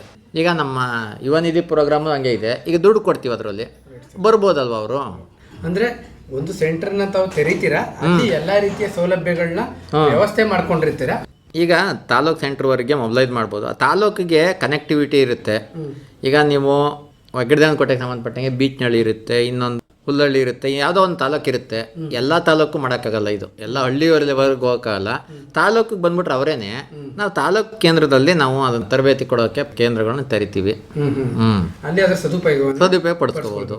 ಫ್ರೀ ಟ್ರೈನಿಂಗ್ ಕೊಡ್ತೀವಿ, ಫ್ರೀ ಪ್ಲೇಸ್ಮೆಂಟ್ ಕೊಡ್ತೀವಿ. ಅದು ನಮ್ಮ ಬೈಂಡಿಂಗ್.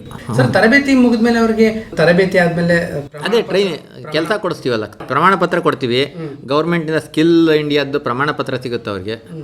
ಸ್ಕಿಲ್ ಇಂಡಿಯಾ ಪ್ರಮಾಣ ಪತ್ರ ಇರುತ್ತೆ, ಅದು ವ್ಯಾಲಿಡಿಟಿ ಇರುತ್ತೆ, ತುಂಬ ವ್ಯಾಲ್ಯೂಡ್ ಅದು. ಸ್ಕಿಲ್ ಇಂಡಿಯಾ ಸರ್ಟಿಫಿಕೇಟ್ ಸಿಗುತ್ತೆ. ಅದು ತೊಗೊಂಡೋದ್ರೆ ನೀವು ಯಾವ ಬ್ಯಾಂಕಿಗೆ ಬೇಕಾದ್ರೂ ಸ್ವಂತ ಉದ್ಯಮಕ್ಕೆ ಲೋನ್ ಸಿಗುತ್ತೆ. ಅಲ್ಲದೆ ಹೋದರೆ ನಾವೇ ಕೆಲಸನೂ ಕೊಡಿಸ್ತೀವಿ. ಉದ್ಯೋಗದಾತರನ್ನ ಹಿಡಿದು ಕೆಲಸ ಕೊಡಿಸೋದು ಇದ್ರ ಗುರಿ. ತರಬೇತಿ ಪ್ಲಸ್ ಜಾಬ್ ಪ್ಲೇಸ್ಮೆಂಟ್ ಎರಡು ಸೇರಿಸೇ ನಮ್ಮ ಸ್ಕಿಲ್ ಡೆವಲಪ್ಮೆಂಟ್ ಗುರಿ. ಆ ಥರ ತರಬೇತಿ ಎಲ್ಲ ಪಡ್ಕೊಂಡಂಥವ್ರಿಗೆಲ್ಲ ಕೆಲಸ 100ಕ್ಕೆ 100 ಭಾಗದಷ್ಟು ಅಷ್ಟಂತ ಹೇಳೋಕ್ಕಲ್ಲ. ಅಲ್ಲಿ ಏನಾಗುತ್ತೆ ಅಂದರೆ ಕೆಲವೊಂದು ಈಗ ಟೈಲರಿಂಗ್ ಕಲಿತಾರೆ, ಅವರು ಕೆಲವೊಂದು ಮದುವೆ ಆಗಿರೋ ಲೇಡೀಸ್ ಇರ್ತಾರೆ, ಅವ್ರೇನಾಗುತ್ತೆ ಅಂದರೆ ಅವ್ರ ಮನೆಯವರಿಗೆ ಅವರು ಹೆಲ್ಪ್ ಮಾಡ್ಕೋತಾರೆ, ಅವ್ರೇನು ಕೆಲ್ಸಕ್ಕೆ ಹೋಗಕ್ಕೆ ಇಷ್ಟಪಡಲ್ಲ. ಈಗ ಗೃಹಿಣಿ ಇದ್ದರೆ ಅವ್ರ ಮನೆಯಲ್ಲೇ ಅವರು ಒಂದು ವ್ಯವಸಾಯ ಮಾಡ್ಕೊಳ್ತಾರೆ, ಒಂದು ಬಿಸ್ನೆಸ್ಸು, ಒಂದು ಅಂಗಡಿ ಇಟ್ಕೊಂಡು ಅಲ್ಲಿಂದ ಆರ್ಡ್ರ್ಗಳು ತೊಗೊಂಡು ಅಲ್ಲೇ ಏನಾದ್ರೂ ಸ್ವಂತ ಉದ್ಯೋಗ ಮಾಡ್ಕೋತಾರೆ. ಅದು ಸ್ವಂತ ಉದ್ಯೋಗ ಅಂತ ಪರಿಗಣಿಸ್ತೀವಿ. ಜಾಬ್ಗೆ ಹೋಗೋರೇ ಬೇರೆ ಥರ ಇರ್ತಾರೆ. ಈಗ ಗೃಹಿಣಿಯರು ಕೆಲವೊಂದು ಜನ ಜಾಬ್ಗೆ ಹೋಗೋಕ್ಕೆ ಇಷ್ಟಪಡಲ್ಲ, ಅವರು ಸ್ವಂತ ಉದ್ಯಮಕ್ಕೆ ಇದು ಮಾಡ್ತಾರೆ. ಏಕೆಂದರೆ ಮನೆಯಲ್ಲಿ ಮಕ್ಕಳು ಸಂಸಾರ ಎಲ್ಲ ಇರುತ್ತೆ ಅವ್ರಿಗೆ. ಅವ್ರೇನು ಮಾಡ್ತಾರೆ ಅಂದರೆ ಅವ್ರ ಬಟ್ಟೆ ಅವ್ರು ಹೊಲ್ಕೊಳ್ಳೋದು, ಅವ್ರ ಮಕ್ಕಳು ಬಟ್ಟೆ ಹೊಲ್ಕೊಳ್ಳೋವಂಥದ್ದು, ಅಥವಾ ಅವರು ಬೇರೆಯವ್ರ ಬಟ್ಟೆ ಹೊಲಿಯೋವಂಥದ್ದು ಮಾಡ್ತಾರೆ ಹೊರತು ಅವ್ರು ಕೆಲ್ಸಕ್ಕೆ ಹೋಗಕ್ಕೆ ಇಷ್ಟಪಡಲ್ಲ. ಅದಕ್ಕಾಗಿ ಅವ್ರು ತರಬೇತಿ ತಗೋತಾರೆ. ಅವರು ಅವಂತರ್ಗೂ ಇದೆ. ಗೌರ್ಮೆಂಟ್ ಏನಪ್ಪ ಅಂದರೆ ಟ್ರೈನಿಂಗ್ ಆದಮೇಲೆ ಪ್ಲೇಸ್ಮೆಂಟ್ ಅಂದರೆ ಸೆಲ್ಫ್ ಎಂಪ್ಲಾಯ್ಮೆಂಟ್ ಅಂತ, ಸ್ವಯಂ ಉದ್ಯೋಗ ಯಾವ್ದಾರು ಒಂದಾಗ್ಬೋದು. ಇವ್ರು ಸ್ವಂತ ಉದ್ಯೋಗಕ್ಕೆ ಬರ್ತಾರೆ. ಅವರು ಸ್ವತಃ ಅವರೇ ಮಿಷಿನ್ ಇಟ್ಕೊಂಡು ಒಂದು ಬಟ್ಟೆ ಅಂಗಡಿ ಇಟ್ಕೋಬಹುದು, ಬಟ್ಟೆ ಅಂಗಡಿಗೆ ಹೆಲ್ಪ್ ಮಾಡ್ತೀರಿ. ಬಟ್ಟೆ ಅಂಗಡಿ ಇಟ್ಕೊಂಡು ಬೇರೆ ಆರ್ಡರ್ಸ್ಗಳು ತೊಗೊಂಡು ಅವರೇ ಮನೇಲೇ ಹೊಲಿಬೋದು, ಅದು ಒಂದು ಉದ್ಯೋಗನೇ. ಇಲ್ಲಾಂದರೆ ಸ್ವಲ್ಪ ಯಂಗ್ಸ್ಟರ್ಸ್ ಇತ್ತು ಅಂದರೆ ಅವ್ರು ಕೆಲ್ಸಕ್ಕೆ ಹೋಗ್ಬೋದು, ಎಲ್ಲಿ ಅವಕಾಶ ಸಿಗುತ್ತೆ ಅಲ್ಲಿ ಕೆಲ್ಸಕ್ಕೆ ಹೋಗ್ಬೋದು. ಅವಕಾಶಗಳು ಕೊಡಿಸ್ತೀವಿ ನಾವು, ಮಾಡಿಕೊಡ್ತೀವಿ. ತುಂಬ ಜನ ಬೇಕು ಅಂತ ಕೇಳ್ತಾರೆ, 5,000 6,000 ಜನಗಳು ತಗೋತೀವಿ ಅಂತಾರೆ. ಇಲ್ಲಿ ಗೋಕುಲ್ ದಾಸ್ ಎಕ್ಸ್ಪೋರ್ಟ್ಸ್ ಅಂತೆಲ್ಲ ಇದೆ, ಅವರೆಲ್ಲ ತುಂಬ 2,000 3,000 ಜನಗಳು ಕೇಳ್ತಾರೆ. ಅದಕ್ಕೆ ಏನಾಗುತ್ತೆ ಅಂದರೆ ಅವ್ರಿಗೆ ಜನಗಳು ಒದಗಿಸೋದೇ ಕಷ್ಟ ಆಗಿದೆ. ನಮಗೆ ನಮ್ಮಲ್ಲಿ 1,000 ಜನ ತರಬೇತಿ ಹೊಂದಿರ್ತಾರೆ, ಅವ್ರು 2,000 ಜನ ಬೇಕು ನಮಗೆ ಈಗ ಟೈಲರಿಂಗ್ ಹೊಂದಿರೋರು, ತರಬೇತಿ ಪಡೆದಿರೋರು ಅಂತಾರೆ. ಆ ಥರದ್ದು ಇಲ್ಲ. ಹಾಗಾಗಿ ನಾನು ನಿಮ್ಮ ವಾಹಿನಿ ಮುಖಾಂತರ ಕೇಳ್ಕೊಳ್ಳೋದು ಏನಪ್ಪ ಅಂದರೆ ತರಬೇತಿ ಇದು ಪಡೀರಿ, ಅದು ಎಲ್ಲದಕ್ಕೂ ಹೆಲ್ಪ್ ಆಗುತ್ತೆ. ನೀವು ಸ್ವಂತ ಉದ್ಯಮನಾರು ಮಾಡ್ಬೋದು, ಇಲ್ಲಾಂದ್ರೆ ಕೆಲಸಕ್ಕಂತೂ ಗ್ಯಾರಂಟಿ ನಾವು ಕಳಿಸ್ಕೊಡೋದಕ್ಕೆ ವ್ಯವಸ್ಥೆ ಮಾಡ್ತೀವಿ. ಸರ್, ಈ ಥರ ತರಬೇತಿ ಮುಗಿದ ನಂತರದಲ್ಲಿ ಕೆಲವ್ರಿಗೆ ಈಗ ತಾವೇ ಹೇಳ್ದಂಗೆ ಟೈಲರಿಂಗ್ ತರಬೇತಿ ಮುಗಿದ ಮೇಲೆ ಅವ್ರಿಗೆ ಏನಾದರೂ ಮೆಷಿನ್ ಬೇಕು ಅಂತಂದ್ರೆ ಅದು ವ್ಯವಸ್ಥೆ ಇಲಾಖೆಯಿಂದ ಆಗುತ್ತೆ, ಇಲ್ಲ ಅವ್ರು ಸ್ವತಃ ಅವರೇ ತೆಗೆದುಕೊಳ್ಬೇಕಾಗುತ್ತೆ ಸರ್? ಇಲ್ಲ, ಅದು ಈಗ ಪ್ರೆಸೆಂಟ್ ಏನಿಲ್ಲ, ಆ ಥರ ಮಿಷಿನ್ಸ್ ಕೊಡುವಂಥದ್ದು ವ್ಯವಸ್ಥೆ ಇಲ್ಲ. ಅದೇ ಸರ್ಕಾರದಿಂದ ಏನಾಗುತ್ತೆ ಅಂದರೆ SEP ಅಂತ, ಸೆಲ್ಫ್ ಎಂಪ್ಲಾಯ್ಮೆಂಟ್ ಪ್ರೋಗ್ರಾಮ್ ಅಂತ, ಆದರೂ ಯೋಜನೆಯಲ್ಲಿ ನಾವು ಸಬ್ಸಿಡಿ ಲೋನನ್ನು ಕೊಡ್ತೀವಿ. 2 ಲಕ್ಷದವರೆಗೂ ಕೊಡ್ತೀವಿ. ಇದು ಮಿಷಿನ್ ಏನಾದ್ರು ಒಂದು 50,000 1 ಲಕ್ಷ ಆಗುತ್ತೆ ಅಂದರೆ ನೀವು ಮಿಷಿನ್ ಇಟ್ಕೋಬೋದು, ಪ್ರೊಡಕ್ಷನ್ ಮಿಷಿನ್ ಇಟ್ಕೋಬೋದು, ಮಾಡ್ಬೋದು. ಬ್ಯಾಂಕ್ನಲ್ಲಿ ಏನಾದರೂ ಸಾಲ ಸೌಲಭ್ಯಗಳನ್ನ ಕೊಡಲಿಕ್ಕೆ ಇಲಾಖೆ ರೆಕಮೆಂಡೇಶನ್ ಬೇಕಾಗುತ್ತಾ ಸರ್? ಸರ್ಟಿಫಿಕೇಟ್ ಕೊಡ್ತೀವಲ್ಲ, ಅದೇ ಸಾಕು. ಸಾಕು ಸರ್ಟಿಫಿಕೇಟ್ ಕೊಟ್ಟರೆ ಸಾಕು. ಸರ್ಟಿಫಿಕೇಟ್ ಕೊಡ್ತೀವಿ, ಅದೇ ಸಾಕು. ಈಗೆಲ್ಲ PM ವಿಶ್ವಕರ್ಮ ಅಂತ ಯೋಜನೆ ಬಂದಿದೆ, ಅದರಲ್ಲಿ ಟೈಲರ್ಸ್ಗೂ ಕೊಡ್ತಾರೆ. 3 ಲಕ್ಷದವರೆಗೂ ದುಡ್ಡು ಕೊಡ್ತಾರೆ ಲೋನು. 3 ಲಕ್ಷಕ್ಕೆ ಏನು ಹೊಲಿಗೆ ಮಿಷನ್ ಎಷ್ಟು ಇಟ್ಕೋಬೋದು, 2-3 ಇಟ್ಕೋಬೋದು, 10 ಇಟ್ಕೋಬೋದು, ಆರಾಮಾಗಿ ಜೀವನ ಮಾಡ್ಬೋದು. ಈಗೆಲ್ಲ ಸ್ಕೀಮ್ಸ್ಗಳು ಜಾಸ್ತಿ ಇದಾವೆ. ಅಂದರೆ ಕೌಶಲ್ಯ ಅಭಿವೃದ್ಧಿ ಇಲಾಖೆಯಲ್ಲಿ ಸಾಕಷ್ಟು ತರಬೇತಿಗಳಾಗಿರ್ಬೋದು. ನೀವು ತರಬೇತಿ ಪಡ್ಕೊಂಡ್ರೆ ನಿರುದ್ಯೋಗದ ಸಮಸ್ಯೆನೇ ಇಲ್ಲ. ಸೆಲ್ಫ್ ಎಂಪ್ಲಾಯ್ಮೆಂಟಾರು ಆಗ್ಬೋದು, ಅಥವಾ ಎಂಪ್ಲಾಯ್ಮೆಂಟಾರು ಆಗ್ಬೋದು. ನೀವು ಹೋಗ್ಬೋದು, ಏನು ತೊಂದರೆ ಏನಿಲ್ಲ. ಅದನ್ನ ಅಶ್ಯೂರೆನ್ಸ್ ಅಂತ ಈ ಮುಖಾಂತರ ನಿಮ್ಮ ಮುಖಾಂತರ ಕೊಡ್ತೀನಿ ನಾನು. ಯಾವುದಾದ್ರೂ ಒಂದು ಕೆಲಸವನ್ನ ಮಾಡಬೇಕು. ಹೌದು, ಗ್ಯಾರಂಟಿ. ಸ್ವತಃ ಅವರೇ ಮಾಡ್ತಾರೋ, ಇಲ್ಲ ಎಲ್ಲಿ ಒಂದು ಫ್ಯಾಕ್ಟ್ರಿ ಇರುತ್ತೆ, ಎಲ್ಲಿ ಒಂದು ಸೆಂಟರ್ ಇರುತ್ತೆ, ಅಲ್ಲಿ ಹೋಗಿ ಅವರು ದುಡಿತಾರೋ. ಎರಡು ರೀತಿ ವ್ಯವಸ್ಥೆ. ಹೌದು. ನಾನೇನಪ್ಪ ಕೇಳೋದಂದ್ರೆ ನಿಮ್ಗೆ, ಈಗ ಕೆಲವೊಂದು ನೀವು ತರಬೇತಿ ಪಡ್ಕೋಬೇಕಾದ್ರೆ ನಿರ್ಬಂಧ. ಈಗ ಅಲ್ಲಿಂದ ನೀವು ಹೆಗ್ಗಡದೇವನ ಕೋಟೆಗೆ ಬರಬೇಕು, ಎಲ್ಲಿಂದ ಯಾವುದೋ ಹಳ್ಳಿಯಿಂದ, ಅದನ್ನ ನೀವು ಮಾಡ್ಕೋಬೇಕು. ಸ್ವಲ್ಪ 1-2 ತಿಂಗಳು 3 ತಿಂಗಳು ಮ್ಯಾನೇಜ್ ಮಾಡ್ಕೊಬಿಟ್ರೆ ನಿಮ್ಮ ಲೈಫು ಜೀವನ ಒಳ್ಳೇದಾಗುತ್ತೆ, ಅಷ್ಟಂತೂ ಹೇಳ್ತೀನಿ. ಈಗ ಯಾರ ನಿಮ್ಮ ಜೀವನ ಉದ್ಧಾರ ಮಾಡಕ್ಕೆ ಬರ್ತಾರೋ ಅವರು ಎಲ್ಲ ಹಂತದಲ್ಲೂ ಹೆಲ್ಪ್ ಮಾಡೋಕ್ಕಾಗಲ್ಲ. ಒಂದು ಹಂತದವರೆಗೆ ಹೆಲ್ಪ್ ಮಾಡ್ತೀವಿ ನಾವು. ಹೇಳಿದ್ನ ಈಗ ಹೆಗ್ಗಡದೇವನ ಕೋಟೆಗೆ ಬರುತ್ತೆ ನಮ್ಮ ಯೂನಿಟ್ಸ್ ಎಲ್ಲ. ಈಗ ತರಬೇತಿ ಇದೆಲ್ಲ ಕೊಡುವಂಥ ಸೆಂಟರ್ಸ್ ಅಲ್ಲಿ ಮಾಡ್ತೀವಿ. ಹಳ್ಳಿಗಳಿಗೆ ಮಾಡೋಕ್ಕೆ ಏನಾಗುತ್ತೆ ಅಂದರೆ ಅವರು ಬರಲ್ಲ, ರಿಸೋರ್ಸ್ ಪರ್ಸನ್ಸ್ ಬರಬೇಕು, ಅವ್ರ ಮೊಬಿಲಿಟಿ ಸಿಗಬೇಕು. ಹೆಗ್ಗಡದೇವನ ಕೋಟೆಗೆ ಬರ್ತಾರೆ, ನೀವು ಹೆಗ್ಗಡದೇವನ ಕೋಟೆಯಿಂದ ರಿಮೋಟ್ ಹಳ್ಳಿ ಇರೋರು ಅಲ್ಲಿಗೆ ಬಂದುಬಿಟ್ರೆ ಸಾಕು. ನಾವು ತರಬೇತಿನ ಅತಿ ನಿಮಗೆ ಕನ್ವೀನಿಯೆಂಟ್ ಆದ ಜಾಗದಲ್ಲಿ ಅವ್ರ ತರಬೇತಿ ಕೇಂದ್ರ ಇರುತ್ತೆ, ಕೊಡ್ತೀವಿ. ಎಲ್ಲರೂ ಬಂದು ಹೋಗುವಂಥ ಜಾಗನೇ ಅವ್ರು ಮಾಡೋದೇ ಅಂತ ಕಡೆ. ಎಲ್ಲಿ ಜಂಕ್ಷನ್ ಪಾಯಿಂಟ್ ಇರುತ್ತೋ ಅಂಥ ಕಡೆಯಲ್ಲೇ ಅವ್ರು ಓಪನ್ ಮಾಡಿರ್ತಾರೆ ಸ್ಕಿಲ್ ಸೆಂಟರ್ಸ್ನ. ಏನೋ ಅಂತ ದೂರದಲ್ಲಿ ಏನು ಮಾಡಿರಲ್ಲ. ನಿಮಗೆ ಬಸ್ ಆಗಲಿ ಇನ್ನೊಂದಾಗಲಿ ಹೆಂಗೆ ಬರ್ತಿರೋ ನಿಮ್ಮ ಊರಿಂದ ಹೇಗೆ ಕನ್ವೀನಿಯೆಂಟ್ ಇರುತ್ತೋ ಅದೇ ಥರ ಕನ್ವೀನಿಯೆಂಟ್ ಪ್ಲೇಸಲ್ಲೇ ಮಾಡ್ತಾರೆ. ಹಂಗೂ ಒಂದೊಂದು ಕೆಲವೊಂದು ಸರಿ ಏನಾಗುತ್ತೆ ಅಂತ ಡಿಮ್ಯಾಂಡ್ ಇತ್ತು ಅಂದರೆ ಯಾರು ಸೆಂಟರ್ಸ್ ಇರ್ತಾರೋ ಅವರೇ ಸ್ವಂತ ಹಿತಾಸಕ್ತಿ ವಹಿಸಿ ಟ್ರಾನ್ಸ್ಪೋರ್ಟೇಷನ್ ಫೆಸಿಲಿಟಿ ಕೊಡ್ತಾರೆ. ಕೆಲವೊಂದು ಜನ ಕೊಡ್ತಾರೆ, ಕೆಲವೊಂದು ಜನ ಕೊಡಲ್ಲ. ಸರ್, ತಮ್ಮ ಅನುಭವಕ್ಕೆ ಬಂದಂಗೆ ಈಗ ಕೌಶಲ್ಯ ಅಭಿವೃದ್ಧಿ ಇಲಾಖೆನಲ್ಲಿ ಈಗ ಹೆಗ್ಗಡದೇವನ ಕೋಟೆ ಮತ್ತು ಸರಗೂರು ತಾಲೂಕು ಗ್ರಾಮೀಣ ಪ್ರದೇಶ, ಹೆಚ್ಚು ಗಿರಿಜನರಿರ್ತಕ್ಕಂಥವ್ರು, SC/ST ಜನಾಂಗದವರು ಹೆಚ್ಚಿನಾಗಿರ್ತಕ್ಕಂಥವ್ರು, ಇಲ್ಲಿ ಹೆಚ್ಚಿನ ತರಬೇತಿ ಡಿಮ್ಯಾಂಡು ಬೇಡಿಕೆ ಯಾವ್ದು ಬರುತ್ತೆ ಸರ್? ಟೈಲರಿಂಗ್ ಮಾಡ್ತಾ ಇದ್ದಾರೆ. ಈಗ ಸರಗೂರಲ್ಲೇ ಇದೆ ಲಕ್ಷ್ಮೀ ಟೈಲರಿಂಗ್ ಸೆಂಟರ್ ಅಂತ, ಅಲ್ಲಿ ನೀವು ನೋಡ್ಬೋದು ಸರ್ಗೂರಲ್ಲಿ ಇದೆ ಇಲ್ಲೇನೆ. ಈ ಸರ್ಗೂರಿನಲ್ಲಿ ಏನಂದರೆ ಲಕ್ಷ್ಮೀ ಟೈಲರಿಂಗ್ ಸೆಂಟರ್ ಇದೆ. ಅವರು ಎಲ್ಲ ಪ್ಲೇಸ್ಮೆಂಟ್ ಅವ್ರೇನು ಆಗಿದ್ದಾರೆ ಅಂದರೆ ಅಲ್ಲಿ ನಡೆಸ್ತಾ ಇರೋರು ಆ ಹುಡುಗರು ಎಲ್ಲಿಂದ ಹಳ್ಳಿಯವರು ಇರ್ತಾರೋ ಅವ್ರನ್ನ ಅವರು ವ್ಯಾನ್ ಮಾಡಿ ಕರ್ಕೊಬರ್ತಾ ಇದ್ದಾರೆ.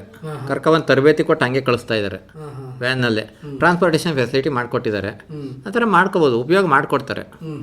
ಈಗ ಅದೇ ಹೇಳಿದ್ನಲ್ಲ, ಹಸರಗೂರಲ್ಲಿ ಒಂದಿದೆ, ಇನ್ನು ಬೇರೆ ಇದೆಲ್ಲ ಹೆಗ್ಗಡದೇವನ ಕೋಟೆಲೆಲ್ಲ ಇದರಲ್ಲಿ ಇದೆ, ಕೇಂದ್ರಗಳಿದೆ, ಅಲ್ಲಿ ಬಂದು ಬರ್ಬೋದು ಬರ್ಬೋದು. ಹೆಚ್ಚಿನ ಮಾಹಿತಿ ಬೇಕು ಅಂದರೆ ನಮ್ಮ ಜಿಲ್ಲಾ ಕೌಶಲ್ಯಾಭಿವೃದ್ಧಿ ಕಚೇರಿ ಮೈಸೂರು ಪ್ರೀಮಿಯರ್ ಸ್ಟುಡಿಯೋ ಎದುರುಗಡೆ ಇದೆ, ಇಲ್ಲಿ ಬರ್ಬೋದು. ಇಲ್ಲಿ ಬಂದರೆ ಮಾಹಿತಿ ಎಲ್ಲೆಲ್ಲಿದೆ, ಹೆಗ್ಗಡದೇವನ ಕೋಟೆ ತಾಲೂಕಲ್ಲಿ ಎಲ್ಲಿದೆ, ಯಾವ ಜಾಗದಲ್ಲಿದೆ ಅಂತ ನಾವು ಫೋನ್ ನಂಬರ್ನು ಸಹ ಕೊಟ್ಟು ಅವ್ರಿಗೆ ಕಳಿಸ್ಕೊಡ್ತೀವಿ. ಓಕೆ ಸರ್, ಈಗ ಮೈಸೂರು ಜಿಲ್ಲೆಯಲ್ಲಿ ಒಂದು ಕೌಶಲ್ಯಾಭಿವೃದ್ಧಿ ಇಲಾಖೆ ಕಚೇರಿ ಇದೆ, ಜೊತೆಗೆ ಈಗ ತಾಲೂಕುವಾರು ಏನಾದರೂ ಅಲ್ಲಿ ಇರ್ತಕ್ಕಂಥ ವಿಸ್ತರಣಾಧಿಕಾರಿಗಳು, ಸೂಪರ್ವೈಸರ್ ಈ ಥರದ್ದು ಏನಾದರೂ ಇಲಾಖೆಯಿಂದ ಸಿಬ್ಬಂದಿ? ಇಲ್ಲ, ಸದ್ಯಕ್ಕೆ ಈಗ ಆ ಥರದ್ದು ಯಾವುದೂ ಇಲ್ಲ. ಇಲ್ಲಿ ವಾಚಿಂಗ್ ಎಲ್ಲ ಇಲ್ಲಿಂದಲೇ ಮಾಡ್ತಾರೆ, ಸೆಂಟ್ರಲೈಸ್. ತಾಲೂಕು ಲೆವೆಲಲ್ಲಿ ಯಾವುದೋ ಆಫೀಸರ್ಸ್ ಇಲ್ಲ. ELBಗಳು ಇರ್ತಾರೆ, ಅದೇ ಇದು ಮುನ್ಸಿಪಾಲ್ಟಿ ಈ ಥರ ಆಫೀಸ್ಗೆ ಹೋಗಿ ಕೇಳಿದ್ರೆ ಹೇಳ್ತಾರೆ. ಸಮುದಾಯ ಸಂಘಟನಾಧಿಕಾರಿಗಳು ಭೇಟಿ ಮಾಡಿ ಅವ್ರಿಗೆ ಗೊತ್ತಿರುತ್ತೆ ಮಾಹಿತಿ, ಅವ್ರು ಕಾಂಟ್ಯಾಕ್ಟ್ ಮಾಡ್ತಾರೆ. ಅಂದರೆ ಹೆಚ್ಚಿನ ಮಾಹಿತಿ ಬೇಕು ಅಂತಂದ್ರೆ ಇಲ್ಲಿಗೆ ಬರಬೇಕು, ಕೌಶಲ್ಯಾಭಿವೃದ್ಧಿ ಇಲಾಖೆ ಇಲ್ಲಿಗೆ ಬಂದು ಒಂದ್ಸರಿ ಹೋದ್ರೆ ನಾವು ಹೇಳ್ಕೊಡ್ತೀವಿ. ನೀವು ಅದ್ರ ಮುಖಾಂತರ ನೀವು ಅಲ್ಲೋ ಕಾಂಟ್ಯಾಕ್ಟ್ ಮಾಡಿ, ನಾವು ಬರ್ತೀವಿ ಇನ್ಸ್ಪೆಕ್ಷನ್, ಅಲ್ಲಿಗೆ ಬರ್ತೀವಿ. ವಾರಕ್ಕೊಂದ್ಸರಿ ನಮ್ಮ ಇಲಾಖೆ ಅಧಿಕಾರಿಗಳೇ ಭೇಟಿ ಮಾಡ್ತಾರೆ, ಇನ್ಸ್ಪೆಕ್ಷನ್ ಬರ್ತಾರೆ, ನೋಡ್ತಾರೆ ಹೇಗೆ ತರಬೇತಿ ನಡೀತಾ ಇದೆ ನೋಡ್ತಾರೆ. ಅದು ಅಲ್ಲದೆ ಆನ್ಲೈನ್ ಮುಖಾಂತರ ಇಲ್ಲೂ ನೋಡ್ತಾ ಇದ್ದೀವಿ, ನಾವು ವಾಚ್ ಮಾಡ್ತೀವಿ ಹೇಗೆ ತರಬೇತಿ ಕೊಡ್ತಿದ್ದಾರೆ ಅವರು ಅಂತ. ಅದು ಇದೆ.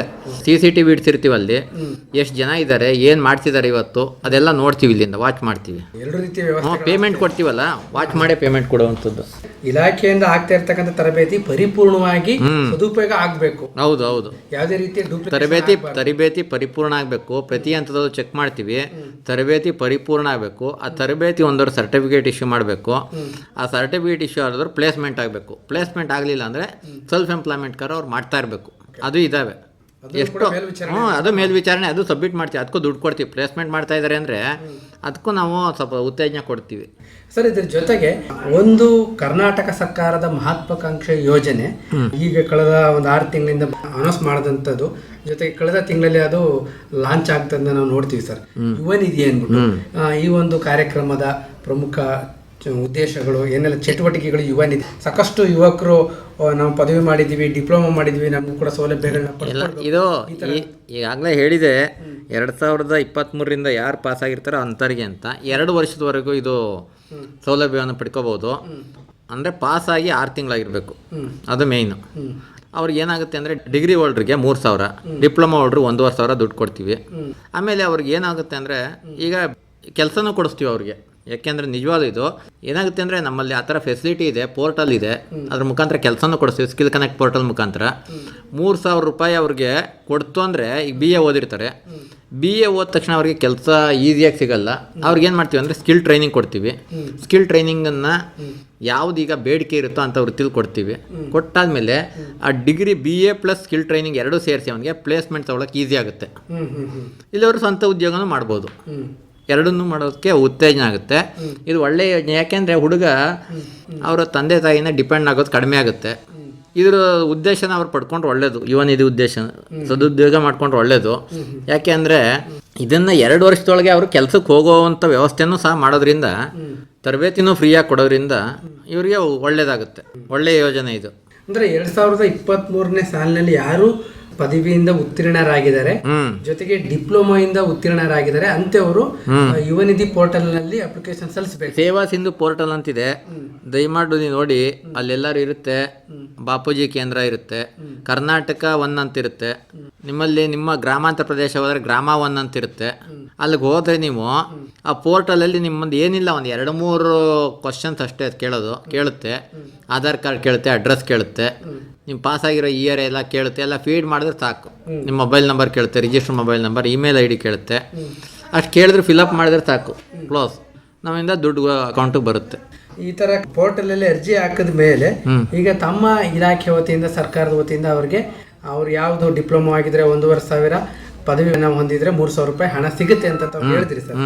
ಈಗ ಈ ಹಣ ಸಿಕ್ಕದ ಮೇಲೆ ಎಷ್ಟು ತಿಂಗಳಲ್ಲಿ ಈ ಒಂದು ಕೌಶಲ್ಯಾಭಿವೃದ್ಧಿ ಇಲಾಖೆ ಅವರಿಗೆ ತರಬೇತಿಯನ್ನು ಕೊಡ್ತಕ್ಕಂಥದ್ದು, ಅವರನ್ನ ಉದ್ಯೋಗದಾತರನ್ನಾಗಿ ಮಾಡಲಿಕ್ಕೆ ಮುಂದಾಗುತ್ತೆ ಸರ್? ಇಲ್ಲ, ಅದನ್ನು ಈಗ ಇನ್ನೂ ಅನೌನ್ಸ್ ಮಾಡಿಲ್ಲ. ಇನ್ನೂ ಇನಿಷಿಯಲ್ ಸ್ಟೇಜ್ ಇರೋದ್ರಿಂದ ಇನ್ನು ಪರಿಪೂರ್ಣವಾಗಿ ಹೇಳಿದಾಗ ಕೌಶಲ್ಯ ತರಬೇತಿಯಂತೂ ಕೊಡ್ತೀವಿ. ಈಗ ತಾನೇ ಅದು ಲಾಂಚ್ ಆಗಿದೆ. ಈಗ ಈ ರಿಜಿಸ್ಟರ್ ನಡೀತಾ ಇದೆ. ಈಗ ರಿಜಿಸ್ಟರ್ ಮಾಡ್ಕೊಂಡಾದ್ಮೇಲೆ ಅವ್ರಿಗೆ ಕೌಶಲ್ಯಕ್ಕೆ ಇದನ್ನು ತರಬೇತಿನ ಕೊಡ್ತೀವಿ. ತರಬೇತಿನ ಕೊಟ್ಟು ಅವ್ರು ಉದ್ಯೋಗವಂತರನ್ನಾಗಿ ಮಾಡುವಂಥದ್ದೇ ನಮ್ಮ ಗುರಿ, ಸರ್ಕಾರದ ಗುರಿ. ಅದು ಮಾಡ್ತೀವಿ ಗ್ಯಾರಂಟಿ. ಈಗ ಪ್ರಾರಂಭ ಆಗಿದೆ ಅಂತ ಹೇಳಿದ್ರಲ್ಲ, ಈಗ ರಿಜಿಸ್ಟ್ರೇಷನ್ ಆಗ್ತಾ ಇದೆ ಸರ್? ಈಗ ನಡೀತಾ ಇದೆ. ಇವತ್ತು ಡೇಟ್ಗೆ 1,15,000 ಜನ ರಿಜಿಸ್ಟರ್ ಆಗಿದ್ದಾರೆ. ತಾಲೂಕು ವೈಸ್ ಸಿಗುತ್ತೆ. ಅಂದ್ರೆ ನಮ್ಮ ಹೆಗ್ಗಡದಕೋಟೆ ಮತ್ತು ಸರಗೂರು ತಾಲೂಕಿನಲ್ಲಿ ಕೂಡ ರಿಜಿಸ್ಟ್ರೇಷನ್ ಅದನ್ನು ಕೊಡ್ತೀನಿ. ಇವಾಗ ನೆನ್ನೆ ಸಾಯಂಕಾಲದವರೆಗೆ ಒಟ್ಟು ಮೈಸೂರು ಜಿಲ್ಲೆನಲ್ಲಿ 3,581 ಜನ ಆಗಿದ್ದಾರೆ, ರಿಜಿಸ್ಟರ್ ಮಾಡ್ಕೊಂಡಿದ್ದಾರೆ. ಹೆಗ್ಗಡ ದೇವನಕೋಟೆನಲ್ಲಿ ಆಗಿರೋದು 227, ಸರಗೂರಲ್ಲಾಗಿರೋದು 58 ಜನ. ಯಾವಾಗೆಲ್ಲ ಓಪನ್ ಇರುತ್ತೆ ಸರ್? ನಿರಂತರ ಎಲ್ಲವೂ ಓಪನ್ ಇರುತ್ತೆ, ಎನಿ ಟೈಮ್ 24 hours ಓಪನ್ ಇರುತ್ತೆ. ನೀವು ನೋಡಿದಿರಲ್ವಾ, ನಿಮ್ಮ ಈಗ ಗ್ರಾಮ ಪಂಚಾಯತಿನಲ್ಲಿ ಗ್ರಾಮ 1 ಅಂತ ಈಗ ಆಲ್ರೆಡಿ ಓಪನ್ ಇದೆ. ಅಲ್ಲಿ ಹೋಗಿ ನೀವು ಆ ಪೋರ್ಟಲ್ ಹಾಕ್ಬೋದು. ಅವ್ರಿಗೆಲ್ಲ ಕೊಟ್ಟಿದ್ದಾರೆ, ಒಂದು 10 ನಿಮಿಷಕ್ಕೆ ಮಾಡ್ಕೊಡ್ತಾರೆ. ದಯಮಾಡಿ ಅಲ್ಲಿಗೆ ಹೋಗಿ. ಏನೆಲ್ಲ ಅದು ಹೋಗ್ಬೇಕಾದ್ರೆ ಸಪೋರ್ಟಿವ್ ಡಾಕ್ಯುಮೆಂಟ್ ತೆಗೆದುಕೊಳ್ಳೋ? ಏನಿಲ್ಲ, ಆಧಾರ್ ಕಾರ್ಡ್ ಅಂತ ಕೇಳುತ್ತೆ. ನಿಮ್ಮ ಮೊಬೈಲ್ ನಂಬರು ಲಿಂಕ್ ಆಗಿರೋ ಆಧಾರ್ ಕಾರ್ಡ್ ಅಂತ ಕೇಳುತ್ತೆ. ಅದೊಂದೇ. ಆಮೇಲೆ ನಿಮ್ಮ ಡಿಗ್ರಿ ಸರ್ಟಿಫಿಕೇಟ್ಸ್ಗಳು ಕೇಳುತ್ತೆ. ಅದು ಕೇಳಿದಾಗ ತಗೊಂಡೋಗಿ ಸಾಕು. ಕೆಲವೊಂದು ಸ್ಕ್ಯಾನ್ ಮಾಡಿ ಇದು ಮಾಡ್ತಾರೆ. ಏನಿಲ್ಲ, ಕೆಲವೊಂದು ಎಷ್ಟು ಒಂದೊಂದು ಟಿಕ್ ಮಾರ್ಕ್ಸ್ ಇರೋ ಥರದ್ದು ಅಷ್ಟೇ, ಅಂತ ಏನೋ ಹಾರ್ಡಾಗೇನಿಲ್ಲ, ಸಿಂಪಲ್ ಆಗಿರುತ್ತೆ. ರಿಸೀವಿಂಗ್ ಮಾಡಿಕೊಡ್ತಾರೆ. ಅಂದ್ರೆ ನಿರಂತರವಾಗಿ ಓಪನ್ ಇರುತ್ತೆ. ನೀವು ಅಪ್ಲೈ ಮಾಡ್ಬೋದು. ಇದು ಕಂಟಿನ್ಯೂಸ್ ಪ್ರೋಸೆಸ್ಸು, ಕಂಟಿನ್ಯೂಸ್. ಈಗ ಬೇರೆ ನೀವು ಈಗ BPL ಕಾರ್ಡ್ಗೂ ಇನ್ನೊಂದು ಅಪ್ಲೈ ಮಾಡ್ತೀರಲ್ವಾ, ಇವತ್ತು ಮಾಡ್ಬೋದಲ್ವಾ, ಒಂಥರ ಕಂಟಿನ್ಯೂಸ್ ಆಗಿದೆ ಇದು. ಸರ್, ಈಗ ತಾವು ಹೇಳ್ದಂಗೆ ಈಗ 3,000 ಆಗಿರ್ಬೋದು, ಜೊತೆಗೆ 1,500 ಹಣ ಆಗಿರ್ಬೋದು ಕೊಡ್ತಾ ಇದ್ದೀರಾ. ಇದು ಎಲ್ಲಿ ತನಕ ಸಿಗುತ್ತೆ ಸರ್? ಆ ಒಂದು 2 ವರ್ಷ 2 years ಪ್ರೋಗ್ರಾಮ್ ಇದು. ಕ್ಯಾಂಡಿಡೇಟ್ಗೆ, ಇವ್ರಿಗೆ ಅಂತಲ್ಲ, ಕ್ಯಾಂಡಿಡೇಟ್ಗೆ. ಇವತ್ತು ರಿಜಿಸ್ಟರ್ ಆದ ಅಂದರೆ ಪಾಸಾಗಿ 6 ತಿಂಗಳಾಗಿರಬೇಕು ಕಂಡೀಷನ್. 6 ತಿಂಗಳವರೆಗೂ ಕೆಲಸಕ್ಕೆ ಹೋಗಿರಬಾರ್ದು. 6 ತಿಂಗಳು ಆದಮೇಲೆ ಅವ್ರಿಗೆ ಅಕೌಂಟು ದುಡ್ಡು ಬರೋಕ್ಕೆ ಸ್ಟಾರ್ಟ್ ಆಗುತ್ತೆ. ಈಗ ಇವತ್ತು 6 ತಿಂಗಳಾಗಿದೆ ಅಂದರೆ ಇವತ್ತು ರಿಜಿಸ್ಟರ್ ಮಾಡಿದ್ರೆ ಅವ್ರ ಅಕೌಂಟಿಗೆ ಬರುತ್ತೆ. ಏನಾದ್ರು ಕ್ಯಾಂಡಿಡೇಟ್ ರಿಸಲ್ಟು ಈ ತಿಂಗಳೇ ಬಂದಿದೆ ಅಂದರೆ ಇವತ್ತು ರಿಜಿಸ್ಟರ್ ಮಾಡ್ಬೋದು, ಬಟ್ ಅಕೌಂಟಿಗೆ ದುಡ್ಡು ಬರಲ್ಲ. 6 ತಿಂಗಳು ಕಳಿಬೇಕು. ನಿರುದ್ಯೋಗಿ ಅಂದ್ಬಿಟ್ಟು 6 ತಿಂಗಳು ಗೊತ್ತಾಗಬೇಕು. 6 ತಿಂಗಳು ಆದಮೇಲೆ ಬರೋದು. ಸರ್, 2 ವರ್ಷದವರೆಗೂ ಈ ಒಂದು ಯೋಜನೆಯನ್ನು ಕೊಡ್ತಾರೆ. ತದನಂತರದಲ್ಲಿ ಸರ್ ಅಷ್ಟರಲ್ಲಿ ಕೆಲಸ ಕೊಡ್ಸಿರ್ತೀವಲ್ಲ ನಾವು, ಸ್ಕಿಲ್ ಟ್ರೈನಿಂಗ್ ಕೊಟ್ಟು ಕೆಲಸ ಕೊಡ್ಸಿರ್ತೀವಿ. ಅದು ಮೇಯ್ನು. ಆಮೇಲೆ ಏನೋ ಇದಾಗಲ್ಲ, ಡಿಗ್ರಿ ಅವನ ಅಪ್ಲಿಕೇಶನ್ ಇಟ್ಕೊಂಡು ಅಲ್ಲಿ ಇಲ್ಲಿ ಕೆಲಸ ಕಲಿಯೋದ್ರ ಬದಲು ನಾವೇ ಸ್ಕಿಲ್ ಟ್ರೈನಿಂಗು ಕೊಟ್ಟು ಕೌಶಲ್ಯವಂತರನ್ನಾಗಿ ಮಾಡಿ ಸ್ವಲ್ಪ ಎಂಪ್ಲಾಯ್ಮೆಂಟ್ ಆಗ್ಬೋದು, ಅಥವಾ ಎಂಪ್ಲಾಯ್ಮೆಂಟೇ ಕೊಡಿಸ್ತೀವಿ ನಾವು. ಎಂಪ್ಲಾಯ್ಮೆಂಟ್ ಎಲ್ಲಿ ಕೊಡಿಸ್ತೀವಿ ಅಂದರೆ, ನಮ್ಮಲ್ಲಿ ನಾನು ಆಗಲೇ ಹೇಳ್ದಂಗೆ 10,000-12,000 ಜನ ರಿಜಿಸ್ಟರ್ ಆಗಿರ್ತಾರೆ ಪೋರ್ಟಲಲ್ಲಿ. ಇವನ್ ನಾವು ರೆಸ್ಯೂಮ್ನೆಲ್ಲ ಡಿಗ್ರಿ ಪ್ಲಸ್ ಸ್ಕಿಲ್ ಟ್ರೈನಿಂಗ್ದು ಮೆನ್ಷನ್ ಮಾಡಿ ಕಳಿಸ್ತಾರೆ. ಅವರು ಕೇಳ್ತಾರೆ, ಅವ್ರು ಬನ್ನಿ ಕ್ಯಾಂಡಿಡೇಟ್ ಕರೀತಾರೆ. ಅವರು ಕರೆದ್ಬಿಟ್ಟು ಇಂಟ್ರ್ಯೂ ಮಾಡೋದು, ಇನ್ನೊಂದು ಮಾಡೋದು ಎಲ್ಲ ಮಾಡಿ ತಗೋತಾರೆ ಅವ್ರ ಕೆಲಸಕ್ಕೆ. ಆ ಥರ ಕೆಲಸನೂ ಉದ್ಯೋಗವಂತರನ್ನಾಗೂ ಮಾಡೋದು. ಅಂದ್ರೆ 2 ವರ್ಷದವರೆಗೆ ಅವಧಿ ಇರುತ್ತೆ. ರಿಜಿಸ್ಟ್ರೇಷನ್ ಮಾಡ್ಕೋತಾನೆ, ಅಷ್ಟ್ರ ಒಳಗೆ ಕೆಲಸ ಸಿಕ್ತು ಅಂತಂದ್ರೆ ಅದು ಸ್ಟಾಪ್ ಆಗುತ್ತೆ. ಈಗ ರಿಜಿಸ್ಟರ್ ಆಗಿರುತ್ತೆ, ಈಗ ಸ್ಟಾರ್ಟ್ ಆಗಿದೆ ಒಂದು 6 ತಿಂಗಳಾಗಿ. ಇನ್ನು 6 ತಿಂಗಳೊಳಗೆ ಕೆಲಸ ಸಿಕ್ಬಿಡ್ತು ಅವ್ನು ಇನ್ನೂ 2 ವರ್ಷದವರೆಗೂ ಇರುತ್ತೆ. ಬಟ್ 6 ತಿಂಗಳೊಳಗೆ ಕೆಲಸ ಸಿಕ್ತು ಅಂತ ಅಂದರೆ ಅವ್ನು 25ನೇ ತಾರೀಕು ಅವನು ಕನ್ಸಲ್ಟ್ ಸರ್ಟಿಫಿಕೇಟ್ ಕೊಡಬೇಕು, ಕೆಲಸ ಇದೀನೋ ಇಲ್ವೋ ಅಂತ. ಇವತ್ತು ಡೇಟ್ಗೆ ಎವ್ರಿ ತಿಂಗಳು 25ನೇ ತಾರೀಕು. ಆಗ ಇದೀನಿ ಅಂತ ಅವ್ನು ಕೊಡಬೇಕಾಗುತ್ತೆ. ಇದೀನಿ ಅಂತ ಕೊಟ್ಟರೆ ಅದು ಸ್ಟಾಪ್ ಆಗುತ್ತೆ. ಬರೋದಿಲ್ಲ ಆಗ ಕೆಲ್ಸಕ್ಕೆ ಹೋಗಿರ್ತಾನಲ್ಲ. ಅಂದ್ರೆ ಇದು ನಿರಂತರವಾಗಿ ತರಬೇತಿ ಇನ್ಮೇಲೆ ಸ್ಟಾರ್ಟ್ ಆಗ್ತಾ ಇರುತ್ತೆ ಆ ಥರ ರೊಟೇಷನ್. ಓಕೆ. ಒಂದು ಯುವ ನಿಧಿ ಕೊಡ್ತಕ್ಕಂಥದ್ದು ಆ ಒಂದು ನಿರುದ್ಯೋಗಿನ ಗುರುತಿಸಿದ ಮೇಲೆ ಅವನಿಗೆ ಯಾವ ರೀತಿ ಪ್ಲೇಸ್ಮೆಂಟ್ ಆಗೋವರೆಗೂ ಕೊಡ್ತೀವಿ. ತರಬೇತಿಗಳು ಬೇಕು, ಆ ಕೌಶಲ್ಯ ತರಬೇತಿಗಳನ್ನ ನೀಡಿ ಅವನು ಉದ್ಯೋಗವನ್ನ ಮಾಡಬೇಕು. ಒಂದು ಸ್ವಉದ್ಯೋಗ ಆಗಿರ್ಬೋದು, ಇಲ್ಲ ಖಾಸಗಿಯಾಗಿ ಫ್ಯಾಕ್ಟ್ರಿಗಳು ಎಲ್ಲಿ ಕೆಲಸ ಇರುತ್ತೆ ಅಲ್ಲಿ ಉದ್ಯೋಗ ಹೋಗ್ಬೋದು. ಈ ಒಂದು ಯುವ ನಿಧಿ ಸ್ಟಾಪ್ ಆಗುತ್ತೆ. ಆ 2 ವರ್ಷದೊಳಗೆ ಅವ ಏನು ಈ ಒಂದು ನಿರುದ್ಯೋಗಿ ಆಗಿರ್ತಾನೆ, 2 ವರ್ಷದೊಳಗೆ ಅವನ ಒಂದು ಉದ್ಯೋಗವನ್ನ ಮಾಡ್ಲಿಕ್ಕೆ ಸರ್ಕಾರ ಈ ಒಂದು ಯುವ ನಿಧಿ ಮೂಲಕ ಯೋಜನೆಯನ್ನ ರೂಪಿಸಿದೆ. ಅದನ್ನ ಸದುಪಯೋಗ ಪಡಿಸ್ಕೊಳ್ಳಕ್ಕೆ ನಮ್ಮ ಗ್ರಾಮೀಣ ಪ್ರದೇಶದಲ್ಲಿ ಇರ್ತಕ್ಕಂಥ, ನಗರ ಪ್ರದೇಶದಲ್ಲಿ ಇರ್ತಕ್ಕಂಥ ಪದವೀಧರರು, ಡಿಪ್ಲೊಮಾ ಸೌಲಭ್ಯಗಳನ್ನ ಪಡೆದುಕೊಳ್ಬೇಕು ಅಂತ. ಹೌದು, ಡೆಫಿನೆಟ್ಲಿ. Okay sir. 2 ವರ್ಷ ಆದ್ಮೇಲೆ ಇಲಾಖೆಯಿಂದ ತರಬೇತಿ ಕೊಡ್ತೀರಾ, ಎಲ್ಲ ಆಗುತ್ತೆ. ಆದ್ರೂ ಪ್ಲೇಸ್ಮೆಂಟ್ ಆಗ್ಲಿಲ್ಲ, ಅವನು ಹೋಗ್ಲಿಲ್ಲ ಅಂತ ಸಂದರ್ಭ ಇಲ್ಲ. ನಾವು ಟ್ರ್ಯಾಕ್ ಇಟ್ಟಿರ್ತೀವಲ್ಲ, ಅವನ್ನ ಟ್ರ್ಯಾಕ್ ಇಟ್ಟಿರ್ತೀವಿ. ಟ್ರ್ಯಾಕ್ ಅಂದ್ರೆ ಏನು ಅಂದ್ರೆ, ಈಗ ನಾವು ಇಲ್ಲಿ ಸ್ಕಿಲ್ ಪೋರ್ಟಲ್ ಇದು ಮಾಡ್ತೀವಿ, ಅವ್ನು ಸೆಲೆಕ್ಟ್ ಆಗಿರೋದು ನಮ್ಗೆ ಗೊತ್ತಾಗುತ್ತೆ. ನಮ್ಗೆ ಗೊತ್ತಾಗುತ್ತೆ, ಏನೂ ಆಗಲ್ಲ, ಕೊಡ್ತೀವಿ. ಈಗ ಈ ಸ್ಕಿಲ್ ಟ್ರೈನಿಂಗ್ ತಗೋತಾನೆ, ಒಂದು ಸ್ಕಿಲ್ ಟ್ರೈನಿಂಗ್, ಅದ್ರಲ್ಲಿ ಸಿಗ್ಲಿಲ್ಲ ಅಂದ್ರೆ ಇನ್ನೊಂದು ಅಡ್ವಾನ್ಸ್ಡ್ ಸ್ಕಿಲ್ ಟ್ರೈನಿಂಗ್ ಕೊಡ್ತೀವಿ, ಬೇರೆ ಥರದ್ದು ಚೆನ್ನಾಗಿರೋವಂಥದ್ದು. ಇನ್ನೂ ಕೆಲಸ ಸಿಗೋವಂತ ಹತ್ತಿರ ಥರ ಇರೋ ಟ್ರೈನಿಂಗ್ಸ್ ಇದ್ದಾವೆ, ಅದು ಕೊಡ್ತೀವಿ. ಆ ಫೀಲ್ಡಲ್ಲಿ ಟ್ರೈನಿಂಗ್ ಕೊಟ್ಟಾಗ ಅವ್ರು ತಗೋತಾರಾಗ, ಒಂದೋ ಎರಡೋ ಟ್ರೈನಿಂಗ್ ಕೊಟ್ಟಾಗ ಅವ್ನಿಗೆ ಈಸಿ ಆಗುತ್ತೆ. ಒಬ್ಬ ವ್ಯಕ್ತಿ ಎಷ್ಟು ತರಬೇತಿಗಳು ಸಿಗ್ತವೆ ಸರ್? ತಗೋಬಹುದು, ಎಷ್ಟಾರು ತಗೋಬಹುದು, 2-3 ತಗೋಬಹುದು, ಏನು ತೊಂದರೆ ಇಲ್ಲ. ಅವ್ನು ಕೆಲಸ ಸಿಗೋದೇ ಮೇಯ್ನು. ಉದ್ಯೋಗವಂತರನ್ನ ಮಾಡೋದು, ಸ್ಕಿಲ್ ಪರ್ಸನ್ನಾಗಿ ಮಾಡಿ ಉದ್ಯೋಗವಂತರನ್ನ ಮಾಡೋದೇ ಮೇಯ್ನು. ಅಂದ್ರೆ ಯುವ ನಿಧಿ ಯೋಜನೆ ಮುಖಾಂತರ ಅವನು ನಿರುದ್ಯೋಗಿ ಆಗಿ ಇರಬಾರ್ದು. ಯೋಜನೆ ಪ್ರಾರಂಭ ಆದ 2 ವರ್ಷದ ಒಳಗಡೆ ಯಾವ್ದಾದ್ರು ಒಂದು ಉದ್ಯೋಗವನ್ನ ಮಾಡ್ತಾ ಇರ್ಬೇಕು. ಹೌದು ಗ್ಯಾರಂಟಿ. ಆ ಒಂದು ಯೋಜನೆಯನ್ನ 2 ತಿಂಗಳು, ಅದಕ್ಕೆ 2 ವರ್ಷ ಇದು ಮಾಡ್ತಾರೆ. 2 ವರ್ಷದವರೆಗೆ ಗೌರ್ಮೆಂಟ್ ದುಡ್ಡು ಕೊಡುತ್ತೆ. 2 ವರ್ಷ ಆದ್ಮೇಲೆ ಅವನೇ ಸ್ವಂತ ದುಡಿಯೋ ವ್ಯವಸ್ಥೆ ಆಗುತ್ತೆ. ನಮಗೆ ಗೊತ್ತಾಗುತ್ತೆ, ನಾವು ಅದನ್ನ ಟ್ರ್ಯಾಕ್ ಇಟ್ಟಿರ್ತೀವಿ. ನಾವೇನಾಗುತ್ತೆ ಅಂದರೆ ಅಲ್ಲಿ ಕಂಪ್ನಿಲಿ ಹೋದಾಗ ಅಲ್ಲಿ ಲಿಸ್ಟ್ ಕಳಿಸ್ತಾರೆ, ಅವ್ರ ಹೆಸರು ಇತ್ತು ಅಂದರೆ ಸೆಲೆಕ್ಟೆಡ್. ಅವ್ರು ಸುಳ್ಳು ಹೇಳಕ್ ಆಗೋದೇ ಇಲ್ಲ. ಆಧಾರ್ ನಂಬರ್ ಎಲ್ಲ ಇರುತ್ತೆ, ಸರಿಯಾಗಿ ಗೊತ್ತೇ ಆಗುತ್ತೆ ಅದು. ಸರ್, ಇದ್ರ ಜೊತೆಗೆ ಪ್ರಮುಖವಾಗಿ ತಾವು ಹೇಳಿದ್ರಿ ಮಾತಾಡ್ತಾ 2023 ಯಾರೋ ಪಾಸ್ ಔಟ್ ಆಗಿರ್ತಾರೆ ಅಂತವರು ನಿರುದ್ಯೋಗಿ ಆಗಿದ್ರೆ 6 ತಿಂಗಳ ಮೇಲೆ ಅವ್ರಿಗೆ ಯುವ ನಿಧಿ ಬರ್ಲಿಕ್ಕೆ ಪ್ರಾರಂಭ ಆಗುತ್ತೆ. ಅವರು ಇವಾಗ ಪಾಸ್ ಆಗಿದ್ರು ಕೂಡ ರಿಜಿಸ್ಟ್ರೇಷನ್ ಮಾಡ್ಕೋಬಹುದು. 6 ತಿಂಗಳಾದ್ಮೇಲೆ ಅವ್ರಿಗೆ ಹಣ ಬರುತ್ತೆ. 2 ವರ್ಷದವರೆಗೆ ಅವ್ರಿಗೆ ತರಬೇತಿಯನ್ನು ಕೊಟ್ಟು ಅವ್ರನ್ನ ಉದ್ಯೋಗದಾತರನ್ನಾಗಿ ಮಾಡತಕ್ಕಂಥದ್ದು ಈ ಒಂದು ಯುವ ನಿಧಿ ಆಗಿರ್ಬೋದು, ಜೊತೆ ಕೌಶಲ್ಯ ಅಭಿವೃದ್ಧಿ ಇಲಾಖೆಯ ಒಂದು ಚಟುವಟಿಕೆಗಳೆಲ್ಲ ಆಗಿರ್ಬೋದು ಅನ್ನೋದ್ರ ಬಗ್ಗೆ ತಾವು ಹೇಳಿದ್ರಿ ಸರ್. ಈಗ ಪ್ರತಿ ವರ್ಷ ಈಗ 2023 ಆಯ್ತು, 24 ಬರುತ್ತೆ, 25 ಬರುತ್ತೆ, ಹಿಂಗೆ ಪ್ರತಿ ವರ್ಷನೂ ಕೂಡ ಪಾಸ್ ಔಟ್ ಆಗ್ತಕ್ಕಂಥ ವಿದ್ಯಾರ್ಥಿಗಳು ಮತ್ತೆ ಇದೇ ತರನೇ ಇದು ಆಗ್ತಾರಲ್ಲ, ಕೆಲಸದಕ್ಕೆ ಡ್ರಾಪ್ ಆಗ್ತಾ ಇರ್ತಾರಲ್ಲ. ಈಗ ಡ್ರಾಪ್ ಆಗ್ತಾ ಇರ್ತಾರೆ. ಈಗ ನಿಮ್ಗೆ ಹೇಳಿದೆ 3,500 ಜನ ಅಂತ ಇಟ್ಕೊಳ್ಳಿ. ಇವಾಗ ಮೈಸೂರಲ್ಲಿ ರಿಜಿಸ್ಟರ್ ಆಗಿರೋವಂಥದ್ದು. ಈಗ 3,500 ಜನ ಈಗ ತಗೋತಾರೆ, ಸ್ಕಿಲ್ ಟ್ರೈನಿಂಗ್ ತಗೋತಾರೆ, ಮತ್ತೆ ಕೆಲ್ಸಕ್ಕೆ ಹೋಗ್ತಾರೆ. ಅದರಲ್ಲಿ ಒಂದು 500-600 ಹೋಯ್ತು ಅಂದ್ರೆ ಹಿಂಗೆ ಆ್ಯಡಪ್ ಆಗುತ್ತೆ, ಸಿಗುತ್ತೆ, ಬರ್ತಾ ಇರ್ತಾರೆ. ಯಾರು ಸಿಗುತ್ತೋ ಕೆಲಸ ಅವ್ರು ಡ್ರಾಪ್ ಆಗ್ತಾ ಇರ್ತಾರೆ. ಅಡಿಷನ್ ಆಗ್ತಾರೆ, ಡ್ರಾಪ್ ಆಗ್ತಾರೆ. ಅಂದ್ರೆ ಪ್ರತಿ ವರ್ಷ ಈ ಒಂದು ಆಡಿಂಗ್ ಆಗ್ತಾ ಇದೆ. ಆಡಿಂಗು ಡ್ರಾಪ್ ಎರಡು ಇದೆ. ಇದೇ ಫಸ್ಟ್ ವರ್ಷ ಆಗಿರೋದು. ಈಗ ಆಡಿಂಗ್ ಆಗ್ತಾರೆ ನೆಕ್ಸ್ಟ್ ಇಯರ್. ಅದೇ ತರ ಈ ಕೆಲಸ ಇತ್ತು ಡ್ರಾಪ್ ಆಗ್ತಾರಲ್ಲ. ಈಗ ಸ್ಕಿಲ್ ಟ್ರೈನಿಂಗ್ ತಗೊಂಡವರು ಡ್ರಾಪ್ ಆಗ್ತಾರಲ್ಲ. 2 ವರ್ಷದಾದ್ಮೇಲೆ ಆಟೋಮೆಟಿಕ್ ಆಗಿ ಡ್ರಾಪ್ ಆಗ್ತಾರೆ. ಈಗ 2 ಇಯರ್ಸ್ ಆದ್ಮೇಲೆ ಸಿಗದೆ ಹೋದ್ರೆ ಡ್ರಾಪ್ ಆಗೇ ಆಗ್ತಾರೆ. ಅಷ್ಟೊಳಗೆ ಸಿಗುತ್ತೆ. ಅಂದ್ರೆ ಈ ಒಂದು ಯುವ ನಿಧಿ ಪ್ರಮುಖವಾಗಿ ಯಾರು ನಿರುದ್ಯೋಗಿಗಳಿದ್ದಾರೆ ಅಂತವ್ರನ್ನ ಗುರುತಿಸ್ತಕ್ಕಂಥದ್ದು, ಅವ್ರಿಗೆ ಉದ್ಯೋಗವನ್ನ ನೀಡತಕ್ಕಂಥದ್ದು. ಯಾರು ಕೂಡ ನಿರುದ್ಯೋಗಿಗಳಾಗಿ ಇರಬಾರ್ದು. ಅವ್ರಿಗೆ ಯಾವ್ದಾದ್ರು ಒಂದು ಸ್ಕಿಲ್ ಇರ್ತಕ್ಕಂಥ ಟ್ರೈನಿಂಗ್ ಆಗ್ಬೇಕು. ಆ ಟ್ರೈನಿಂಗ್ ಮುಖಾಂತರ ಅವ್ರ ಜೀವನವನ್ನ ನಿರ್ವಹಣೆ ಮಾಡ್ತಕ್ಕಂಥ ಒಂದು ಉದ್ಯೋಗ ಸಿಗ್ತದೆ. ಆ ತರ ಯೋಜನೆ ಈ ಒಂದು ಯುವ ನಿಧಿನಲ್ಲಿ ಇರ್ತಕ್ಕಂಥದ್ದು. ಇದು ಉತ್ತಮವಾದ ಯೋಜನೆ ಸರ್. ಹಂಗಾಗಿ ಈ ಒಂದು ಸೌಲಭ್ಯಗಳನ್ನ ಯಾರು ಪದವಿಯನ್ನು ಹೊಂದಿರ್ತಾರೆ, ಡಿಪ್ಲೊಮಾವನ್ನು ಹೊಂದಿರ್ತಾರೆ ಅಂತವರು ಈ ಒಂದು ರಿಜಿಸ್ಟ್ರೇಷನ್ ಮಾಡಿಕೊಂಡು ಇಲಾಖೆ ನೀಡ್ತಕ್ಕಂಥ ಒಂದು ತರಬೇತಿಗಳನ್ನ ರಿಜಿಸ್ಟ್ರೇಷನ್ ಮಾಡಿಸ್ಕೊಂಡು, ಅದಕ್ಕಾಗಿ ನಾವೇನ್ ಮಾಡ್ತೀವಿ ಅಂದ್ರೆ ಎಲ್ಲ ಕಾಲೇಜ್ಗೆ ಹೋಗಿ ರಿಜಿಸ್ಟರ್ ಮಾಡ್ತಾ ಇದೀವಿ. ರಿಜಿಸ್ಟರ್ ಮಾಡ್ಕೊಳ್ಳಿ, ದಯಮಾಡಿ ಯಾರು ಮುಗಿಸಿರ್ತಾರೋ ರಿಜಿಸ್ಟರ್ ಮಾಡ್ಕೊಳ್ಳಿ. ನೋಡಿ, ರಿಜಿಸ್ಟರ್ ಮಾಡ್ಕೊಂಡ ತಕ್ಷಣ ನಿಮ್ಗೆ ಏನಾಗಲ್ಲ, ರಿಜಿಸ್ಟರ್ ಮಾಡ್ಕೊಳ್ಳಿ. ದುಡ್ಡು ಬರುತ್ತೆ ಕೆಲಸ ಸಿಗ್ಲಿಲ್ಲ ಅಂದ್ರೆ. ಕೆಲಸ ಸಿಕ್ತು ಅಂದ್ರೆ ನಿಮ್ಗೆ ಆಟೋಮೆಟಿಕ್ ಡ್ರಾಪ್ ಆಗುತ್ತೆ ಅಷ್ಟೇ. ಜಸ್ಟ್ ವಿತೌಟ್ ಎನಿ ದುಡ್ಡೇನು ತಗೊಳ್ಳಲ್ಲ. ದುಡ್ಡು ನಾವು ಯಾವುದೇ ಕಾರಣಕ್ಕೂ ಯಾವುದೇ ಸೆಂಟರ್ಗೆ ಹೋಗಿ ರಿಜಿಸ್ಟರ್ ಮಾಡ್ತಿರುವ 5% ದುಡ್ಡು ತಗೊಳ್ಳಲ್ಲ ಅವರು. ಅದರಿಂದ ನೀವು ರಿಜಿಸ್ಟರ್ ಮಾಡ್ಕೊಳ್ಳಿ ಅಂತ ನಾನು ನಿಮ್ಮ ಮುಖಾಂತರ ಕೇಳ್ಕೊಳ್ತೀನಿ ಎಲ್ಲರಿಗೂ. Okay sir. ಯುವ ನಿಧಿ ಬಗ್ಗೆ ತುಂಬಾ ವಿಚಾರಗಳನ್ನ ಹಂಚ್ಕೊಂಡ್ರೆ ಸಾಕಷ್ಟು ಗೊಂದಲಗಳಿತ್ತು. ಅಂದ್ರೆ ದುಡ್ಡು ಕೊಡ್ತಾರೆ, ಅಪ್ಲೈ ಮಾಡ್ಬೇಕು, ದುಡ್ಡು ತಕ್ಕ ಖರ್ಚು ಮಾಡ್ಕೋಬೇಕು, ಈ ತರ ಮನೋಭಾವನೆ ಇತ್ತು. ಈಗ ಇಲಾಖೆ ಒಂದು ಸ್ಪಷ್ಟವಾದ ಸ್ವಾವಲಂಬಿ. ಈಗ ನಿಮ್ಗೆ ಏನಾಗುತ್ತೆ ಅಂದ್ರೆ ದುಡ್ಡು ಕೊಟ್ಟ ತಕ್ಷಣನೇ ವೇಸ್ಟ್ ಮಾಡಬೇಡಿ. ನೀವು ಯಾವ ತರ ಕೆಲ್ಸಕ್ಕೆ ಅಪ್ಲೈ ಮಾಡೋದು, ಈ ಗೌರ್ಮೆಂಟಲ್ಲಿ ಕಾಲ್ ಆಗುತ್ತೆ ಅಂತದ್ಕೆ ಹಾಕೋದು, ಈ ತರ ಮಾಡ್ತಾ ಇರಿ. ಸ್ಕಿಲ್ ಟ್ರೈನಿಂಗ್ ತಗೊಂಡು ಈ ಕಡೆಲ್ಲೂ ಪ್ರಯತ್ನ ಪಡ್ತಾ ಇರಿ, ನಿಮ್ಗೆ ಒಳ್ಳೇದಾಗುತ್ತೆ. ಏಕಾಏಕಿ ತಂದೆ ತಾಯಿ ಮೇಲೆ ಡಿಪೆಂಡ್ ಆಗುವಂಥದ್ದು ಅವಕಾಶ ತಪ್ಪುತ್ತೆ. ಇಷ್ಟು ಹೇಳಿ ನಿಮ್ಗೂ ಒಂದು ಆತ್ಮವಿಶ್ವಾಸ ಬರುತ್ತೆ, ಅಷ್ಟು ಹೇಳಬಲ್ಲೆ. ಸರ್ಕಾರಕ್ಕೂ ಒಂದು ಗ್ಯಾರಂಟಿ ಇರುತ್ತೆ. ಹೌದು, ಅದೇ ಸಪೋರ್ಟ್ ಕೊಡ್ತಾರೆ ಸರ್ಕಾರ. ಇದು ಒಳ್ಳೆ ಯೋಜನೆ ಆ ದಿಕ್ಕಿನಲ್ಲಿ.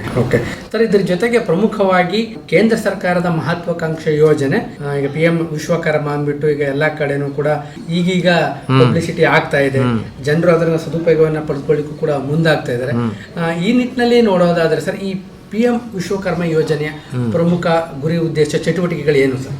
PM ವಿಶ್ವಕರ್ಮ ಅಂದರೆ ಕೇಂದ್ರ ಸರ್ಕಾರದ ಯೋಜನೆ. ಇದು ಪ್ರಧಾನಮಂತ್ರಿ ವಿಶ್ವಕರ್ಮ. PM ಅಂದರೆ ಪ್ರೈಮ್ ಮಿನಿಸ್ಟರ್. ಇದರಲ್ಲಿ ಏನಪ್ಪ ಅಂದರೆ 18 ವೃತ್ತಿಗಳಿದ್ದಾವೆ. ಈಗ ನೀವು ಹಳೆ ಕಾಲದಲ್ಲಿ ಎಕ್ಸಾಂಪಲ್ ಹೇಳ್ಕೊಂಡು ಹೋಗ್ತೀನಿ. ಈಗ ಚಿನ್ನ ಬೆಳ್ಳಿ ಕೆಲಸ ಮಾಡೋರು, ಬಡಗಿ ಕೆಲಸ ಮಾಡೋರು, ಕಮ್ಮಾರಿಕೆ ಕೆಲಸ ಮಾಡೋರು, ಕುಂಬಾರಿಕೆ ಕೆಲಸ ಮಾಡೋರು, ಇಂಥವ್ರಿಗೆಲ್ಲ ಏನಾಗುತ್ತೆ ಅಂದರೆ ಈಗ ಅವ್ರ ಮಕ್ಕಳುಗಳಿರ್ತಾರೆ. ಈಗ ಕಲೆಗಳೆಲ್ಲ ನಶಿಸ್ತಾ ಇದ್ದಾವೆ. ಶಿಲ್ಪಕಲೆ ಮಾಡೋದಾಗ್ಬೋದು, ಅವೆಲ್ಲ ನಶಿಸ್ತಾ ಇದ್ದಾವೆ. ಬಟ್ಟೆ ಹೊಲಿಯೋರಾಗಿರ್ಬೋದು, ದರ್ಜಿ ಕೆಲಸ ಮಾಡೋರು, ಈ ಥರ ಡೋಬಿ ಕೆಲಸ ಮಾಡೋರು ಇರ್ಬೋದು, ಅವೆಲ್ಲ ನಶಿಸ್ತಾ ಇದ್ದಾವೆ. ಈಗ ಅವ್ರು ಏನಾಗುತ್ತೆ ಅಂದರೆ ಕೆಲವೊಂದು ಜನ ನಶಿಸ್ತಾ ಇರೋ ಕಲೆಗಳಿಗೆ ಉತ್ತೇಜನ ಕೊಟ್ಟರು ಒಳ್ಳೇದು ಅಂದ್ಬಿಟ್ಟು ಅದಕ್ಕೆ ಏನಾಗುತ್ತೆ ಅಂದರೆ 3 ಲಕ್ಷದವರೆಗೆ ಫಸ್ಟ್ 1 ಲಕ್ಷ ಕೊಡ್ತೀವಿ. ಇದು ಸಬ್ಸಿಡಿ ಲೋನ್ ಇವೆಲ್ಲ. 1 ಲಕ್ಷ ನೀವು ತೀರಿಸ್ತು ಅಂದರೆ 2 ಲಕ್ಷ ಕೊಡ್ತಾರೆ. ಒಟ್ಟು 3 ಲಕ್ಷದವರೆಗೂ ನಾವು ದುಡ್ಡು ಕೊಡ್ತಾರೆ ಗೌರ್ಮೆಂಟು. ಅದನ್ನು ತರಬೇತಿನೂ ಕೊಡ್ತೀವಿ, ಟೂಲ್ ಕಿಟ್ಸ್ ಎಲ್ಲ ಕೊಡ್ತೀವಿ. ಈಗ ಯಾರೊಬ್ಬರು ಚಿನ್ನ ಬೆಳ್ಳಿ ಕೆಲಸ ಮಾಡ್ತಾರೆ ಅನ್ನಿ, ಚಿನ್ನ ಬೆಳ್ಳಿ ಕೆಲಸ ಅವ್ನು ಮಾಡೋಕ್ಕೆ ಬರಲ್ಲ, ಅವ್ರ ತಂದೆ ಮಾಡ್ತಿರ್ತಾರೆ, ಹುಡುಗಂಗೆ ಮಾಡೋಕ್ಕೆ ಬರಲ್ಲ. ಅವ್ರ ಮನೆಯವ್ರನ್ನ ಕಲಿಸ್ಬೋದು. ಇದನ್ನು ಕಲಿಸ್ಬಿಟ್ಟು ಅವ್ರಿಗೆ ಟೂಲ್ ಕಿಟ್ಸು, ಅದಕ್ಕೆ ಬೇಕಾದಂಥ ಉಪಕರಣಗಳನ್ನ ಕೊಡ್ತೀವಿ ನಾವು. ಕೊಟ್ಬಿಟ್ಟು ಅವ್ರನ್ನ ಅದು ಕೆಲಸನೂ ಮಾಡ್ಬೋದು. ಕೆಲ್ಸಕ್ಕೆ ಬೇಕಾದ್ರೆ ಸಿಕ್ಕಿದ್ರೆ ಹೋಗ್ಬೋದು. ಇಲ್ಲಾಂದ್ರೆ ಈ ಕಲೆಗಳನ್ನಲ್ಲೂ ಅವ್ನು ತೊಡಗಿಸ್ಕೋಬೋದು. ಅವರ ವಂಶ ಪಾರಂಪರ್ಯ ಕಲೆಗಳು ಇದಿರ್ತದೆ, ಉದ್ಯೋಗಗಳು ಅದರಲ್ಲೂ ತೊಡಗಿಸ್ಕೋಬೋದು. ಅದಕ್ಕೆ ಸರ್ಕಾರನೂ 3 ಲಕ್ಷದವರೆಗೆ ಸಹಾಯ ಕೊಡುತ್ತೆ. ಪ್ರಮುಖವಾಗಿ ಈ ವಿಶ್ವಕರ್ಮ ಯೋಜನೆಯಲ್ಲಿ ತಾವು ಹೇಳ್ದಂಗೆ ಹಿಂದೆ ಕುಂಬಾರಿಕೆ ಕೆಲಸ ಮಾಡ್ತಾ ಇದ್ರು, ಡೋಬಿ ಕೆಲಸ ಮಾಡ್ತಾ ಇದ್ರು, ಚಿನ್ನ ಬೆಳ್ಳಿ ಕೆಲಸ ಮಾಡ್ತಾ ಇದ್ರು, ಬೇರೆ ಬೇರೆ ರೀತಿಯ ಗೃಹ ಆಧಾರಿತ ಕೆಲಸ ಕಾರ್ಯಗಳನ್ನ ಮಾಡ್ತಾ ಇದ್ರು. ಅಲ್ಲೇ ವೃತ್ತಿ ಆಗ್ತಾ ಇತ್ತು. ಕೃಷಿ ಬೇಕಾದಂತ ಕೆಲವೊಂದು ಕೆತ್ತನೆ ಸಾಮಾನುಗಳನ್ನ ಕೊಡ್ತಾ ಇದ್ರು, ಆಚಾರಿ ಕೆಲಸ ಮಾಡ್ತಾ ಇದ್ರು. ಈ ತರದವೆಲ್ಲ ಆಗ್ತಾ ಇದೀವಿ ಸರ್. ಇತ್ತೀಚಿನ ದಿನಗಳಲ್ಲಿ ಅವೆಲ್ಲ ತಾವ್ ಹೇಳ್ದಂಗೆ ನಶಿಸಿ ಹೋಗ್ತಾ ಇದ್ದೇವೆ. ಆ ಒಂದು ಕೆಲಸಕ್ಕೆ ಉತ್ತೇಜನವನ್ನ ಕೊಡ್ಬೇಕು ಅನ್ನೋ ಒಂದು ನಿಟ್ಟಿನಲ್ಲಿ PM ವಿಶ್ವಕರ್ಮ ಯೋಜನೆಯನ್ನ ತಂದಿರತಕ್ಕಂಥದ್ದು. ಆ ಕುಟುಂಬದ ಮುಖ್ಯಸ್ಥರು ಮಾಡ್ತಾ ಇದ್ರು. ಆ ಮುಖ್ಯಸ್ಥರು ಮಾಡ್ತಾ ಇದ್ದಂತ ಕಸಬು ಅಲ್ಲಿಗೆ ನಿಂತೋಯ್ತು. ಆ ಕುಟುಂಬದಲ್ಲಿ ಇರ್ತಕ್ಕಂಥ ಸದಸ್ಯರು ಮುಂದುವರಿಸಬೇಕು ಅಂತಂದ್ರೆ ಈ PM ವಿಶ್ವಕರ್ಮ ಯೋಜನೆ ಮುಖಾಂತರ ಸದುಪಯೋಗವನ್ನು ಪಡಿಸ್ಕೊಳ್ಬೇಕು ಅಂತ ತಾವು ಹೇಳಿದ್ರಿ ಸರ್. ಈಗ ತಾವು ಹೇಳ್ದಂಗೆ ಕೆಲವೊಂದು ಸೌಲಭ್ಯಗಳನ್ನ ಪಡ್ಕೊಳ್ಳಿಕ್ಕೆ ಕೆಲವೊಂದು ಕಡೆ ಪ್ರಮಾಣ ಪತ್ರ, ಸರ್ಟಿಫಿಕೇಟ್ ಎಲ್ಲ ಬೇಕಾಗುತ್ತೆ. ಈಗ ಈ ತರ ಗುಡಿ ಕೈಗಾರಿಕೆ ಮಾಡ್ತಾ ಇರ್ತಕ್ಕಂಥವ್ರು ಆದ್ರೆ, ಈಗ ಕುಲ್ಮೆ ಮಾಡ್ತಕ್ಕಂಥವ್ರು, ಈ ತರ ಬಡಗಿ ಕೆಲಸ ಮಾಡ್ತಕ್ಕಂಥವ್ರು, ಕುಂಬಾರಿಕೆ ಕೆಲಸ ಮಾಡ್ತಕ್ಕಂಥವ್ರಿಗೆ ಯಾವುದೇ ರೀತಿ ಸರ್ಟಿಫಿಕೇಟ್ ಇಲ್ಲ. ಅವರು ಕುಟುಂಬದಿಂದ ಅವರ ಹಿರಿಯರು ಕಲ್ತಿದ್ರೆ ಕಿರಿಯರು ಕಲ್ತ್ಕೊಂಡು ಮಾಡ್ತಾ ಇರ್ತಕ್ಕಂಥದ್ದು. ಇಂಥವ್ರಿಗೆ ಯಾವುದೇ ರೀತಿ ದಾಖಲಾತಿ ಇಲ್ಲ ಸರ್. ಈಗ PM ವಿಶ್ವಕರ್ಮ ಯೋಜನೆಗೆ ಅಪ್ಲೈ ಮಾಡಬೇಕಾದ್ರೆ ಹೇಗೆ ಇದು ಪ್ರೋಸೆಸ್ನ ಮಾಡಬೇಕು? ಈಗ ನೋಡಿ, ಇದು ಸೇವಾ ಸಿಂಧು ಪೋರ್ಟಲ್ ಅಪ್ಲೈ ಮಾಡಬೇಕಾಗುತ್ತೆ. ಇದರಲ್ಲಿ ಏನು ಕೇಳಲ್ಲ ಪೋರ್ಟಲಲ್ಲಿ. ನಿಮ್ಮ ಡೇಟ್ ಆಫ್ ಬರ್ತ್ ಡೀಟೇಲ್ಸ್ ಕೇಳುತ್ತೆ. ಕೇಳಿದಾಗ ಅದು ಪೋರ್ಟಲ್ಗೆ ಹೊರಟೋಗುತ್ತೆ. ಪೋರ್ಟಲಲ್ಲಿ ಗ್ರಾಮ ಪಂಚಾಯತಿ ಅಧ್ಯಕ್ಷ, ಸ್ಥಳೀಯವಾಗಿ ಗ್ರಾಮಕ್ಕೆ ಹೋದರೆ ಗ್ರಾಮ ಪಂಚಾಯತಿ ಅಧ್ಯಕ್ಷಂಗೆ ಪೋರ್ಟಲಲ್ಲಿ ಇರುತ್ತೆ, ಅವ್ರ ಲಾಗಿನಲ್ಲಿ ಇರುತ್ತೆ. ಆ ಗ್ರಾಮ ಪಂಚಾಯತಿ ಅಧ್ಯಕ್ಷನಿಗೆ ನೀವು ಗೊತ್ತಿತ್ತು ಅಂದರೆ, ಈಗ ನಿಮ್ಮ ಉದ್ಯೋಗ ಅವನಿಗೆ ಗೊತ್ತಿದ್ರೆ ಸಾಕು. ನೀವು ಆಚಾರಾದರೆ, ಇವನು ಚಿನ್ನ ಬೆಳ್ಳಿ ಕೆಲಸಕ್ಕೆ ಆಗ್ತಾ ಅಂದರೆ ಅವ್ರು ಮಾಡ್ತಾಯಿದ್ರು ಅಂತ ಅವ್ನು ಓಕೆ ಮಾಡ್ಬೋದು. ಎಸ್ ಸರ್ ನೋ ಅಷ್ಟೇ ಅವ್ರು ಕೊಡೋದು. ಸರ್ಟಿಫಿಕೇಟ್ಸ್ ಏನು ಕೇಳಲ್ಲ. ಎಸ್ ಸರ್ ನೋ ಓಕೆ ಮಾಡ್ಬೋದು. ಇನ್ಕಮ್ ಲಿಮಿಟ್ ಏನು ಮಾಡಿಲ್ಲ. ಇವರು ಆ ಥರ ಕೆಲಸದಲ್ಲಿ ಮಾಡ್ತಾ ಇದ್ದಾರೆ ಅಂದರೆ ಮಾಡ್ಬೋದು. ಯಾರು ಬೇಕಾದ್ರೂ ಮಾಡ್ಬೋದು. ಅಂದರೆ ಈ ವೃತ್ತಿನ ತೊಡಗಿರ್ಬೇಕು. ಹೌದು ಹೌದು ಹೌದು. ಕಮ್ಮಾರಿಕೆ ಕೆಲಸನ ಏನು ಬಂದು ದೊಡ್ಡ ಬಿಸ್ನೆಸ್ ಮ್ಯಾನ್ ಏನು ಮಾಡಲ್ಲ. ಕಮ್ಮಾರಿಕೆ ಕೆಲಸ ಮಾಡೋದು. ಈಗ ಯಾರು ಮಾಡಿರ್ತಾರೋ ಅವ್ರು ಮಾಡ್ತಾ ಇದ್ರೆ ಅವರು ಮನೆಯವರು, ಇವನು ಗ್ರಾಮ ಪಂಚಾಯತಿ ಅಧ್ಯಕ್ಷ ಗುರುತಿಸ್ಬಿಟ್ಟು ಮಾಡ್ತಿದ್ದಾರೆ ಅಂತ ಗುರುತಿಸಿದ್ರೆ ಇದು ಮಾಡಿದ್ರೆ ಆಯ್ತು ಅಷ್ಟೇ. ಸರ್, ಈಗ ತಾವು ಹೇಳ್ದಂಗೆ ಈ ಟೈಲರಿಂಗ್ ತರಬೇತಿ ಅಂತಾರಲ್ಲ ಸರ್, ಅಂತವ್ರು ಸಾಕಷ್ಟು ಜನರು ಇದ್ದಾರೆ ಸರ್. ಈಗ ಅಂತವ್ರಿಗೂ ಈ ಒಂದು PM ವಿಶ್ವಕರ್ಮ ಯೋಜನೆ ಅಪ್ಲೈ ಆಗುತ್ತೆ? ಆಗುತ್ತೆ. ಅದು ಇದೆ ಟೈಲರಿಂಗ್. ಅದು ಒಂದು ಹಳೆಯ ಕಾಲದಲ್ಲಿ ನೀವು ನೋಡಿದ್ರಿ, ಟೈಲರಿಂಗ್ ದರ್ಜಿ ಅಂತಿದ್ರು ಮೊದಲು. ದರ್ಜಿ ವೃತ್ತಿ ಮಾಡೋರ್ಗೂ ಕೊಡ್ತಿದ್ದಾರೆ. ಕಲಿಬೋದು, ಯಾರು ಬೇಕಾದ್ರೂ ಮಾಡ್ಬೋದು. ಓಕೆ. ನಿಮ್ಮ ಹತ್ರ ಟೈಲರಿಂಗ್ ಸರ್ಟಿಫಿಕೇಟ್ ಇದ್ರೆ ಸಾಕು.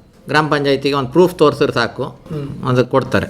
ಏನು ತೊಂದರೆ ಇಲ್ಲ ಸರ್. ಇದ್ರ ಜೊತೆಗೆ ಸೇವಾ ಸಿಂಧು ಪೋರ್ಟಲ್ಲಿ PM ವಿಶ್ವಕರ್ಮ ಯೋಜನೆ ಮುಖಾಂತರ ಈ ತರ ಗುಡಿ ಕೈಗಾರಿಕೆ ಕುಲ ಕಸಬನ್ನ ಮಾಡ್ತಾ ಇರ್ತಕ್ಕಂಥವ್ರು ಅರ್ಜಿಯನ್ನು ಹಾಕ್ಬೋದು, ರಿಜಿಸ್ಟ್ರೇಷನ್ ಆಗ್ಬೋದು ಅಂತ ತಾವು ಹೇಳಿದ್ರಲ್ಲ ಸರ್.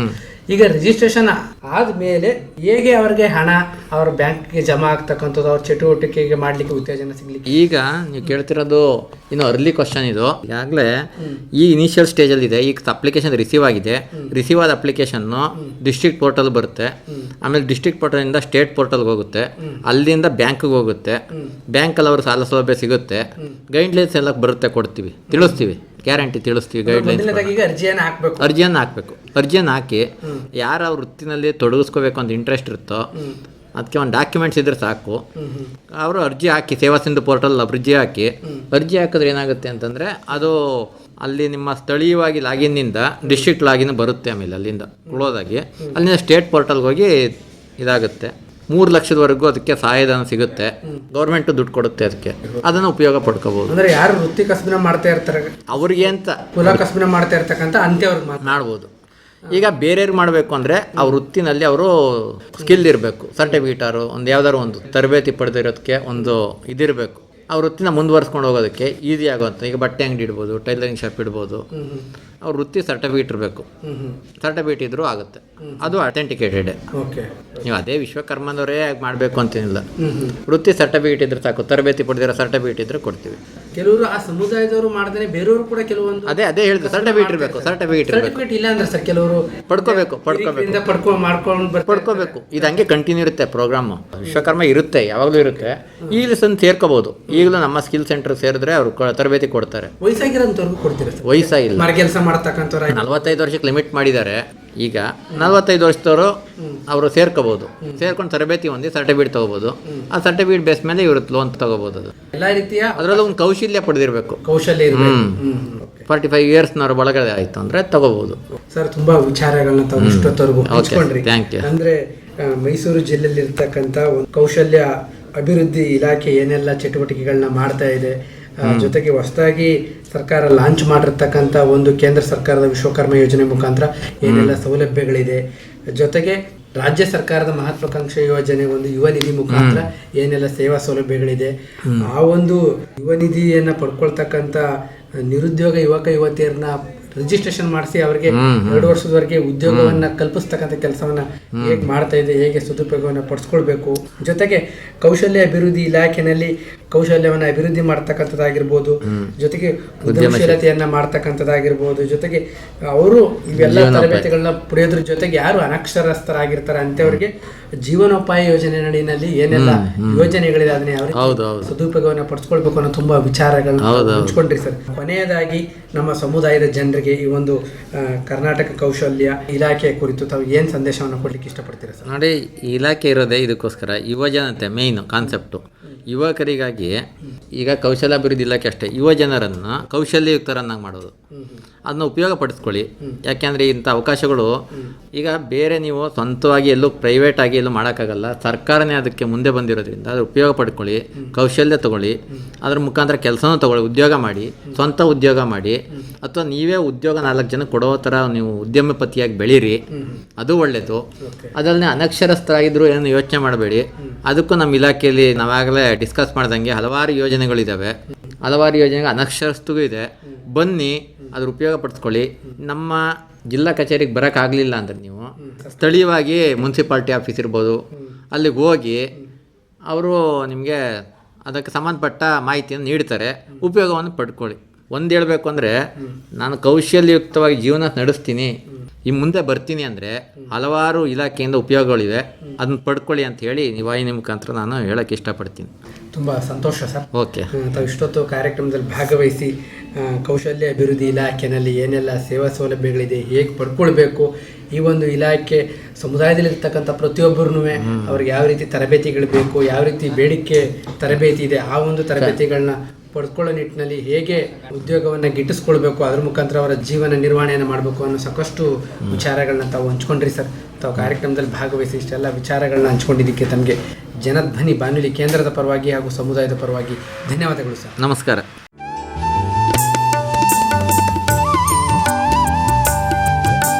ಸಾಮಾಜಿಕ ಸವಲತ್ತು. ಸರ್ಕಾರಿ ಇಲಾಖೆಗಳಲ್ಲಿರುವ ಸೇವಾ ಸೌಲಭ್ಯಗಳ ಕುರಿತ ಸರಣಿ ಕಾರ್ಯಕ್ರಮ. ಪ್ರಾಯೋಜಕರು ಜನಧ್ವನಿ ಸಮುದಾಯ ಬಾನುಲಿ ಕೇಂದ್ರ ಸರಗೂರು. ತಪ್ಪದೇ ಕೇಳಿ ಪ್ರತಿ ಮಂಗಳವಾರ ಬೆಳಿಗ್ಗೆ 10:20 ಹಾಗೂ ಗುರುವಾರ ಸಂಜೆ 4:30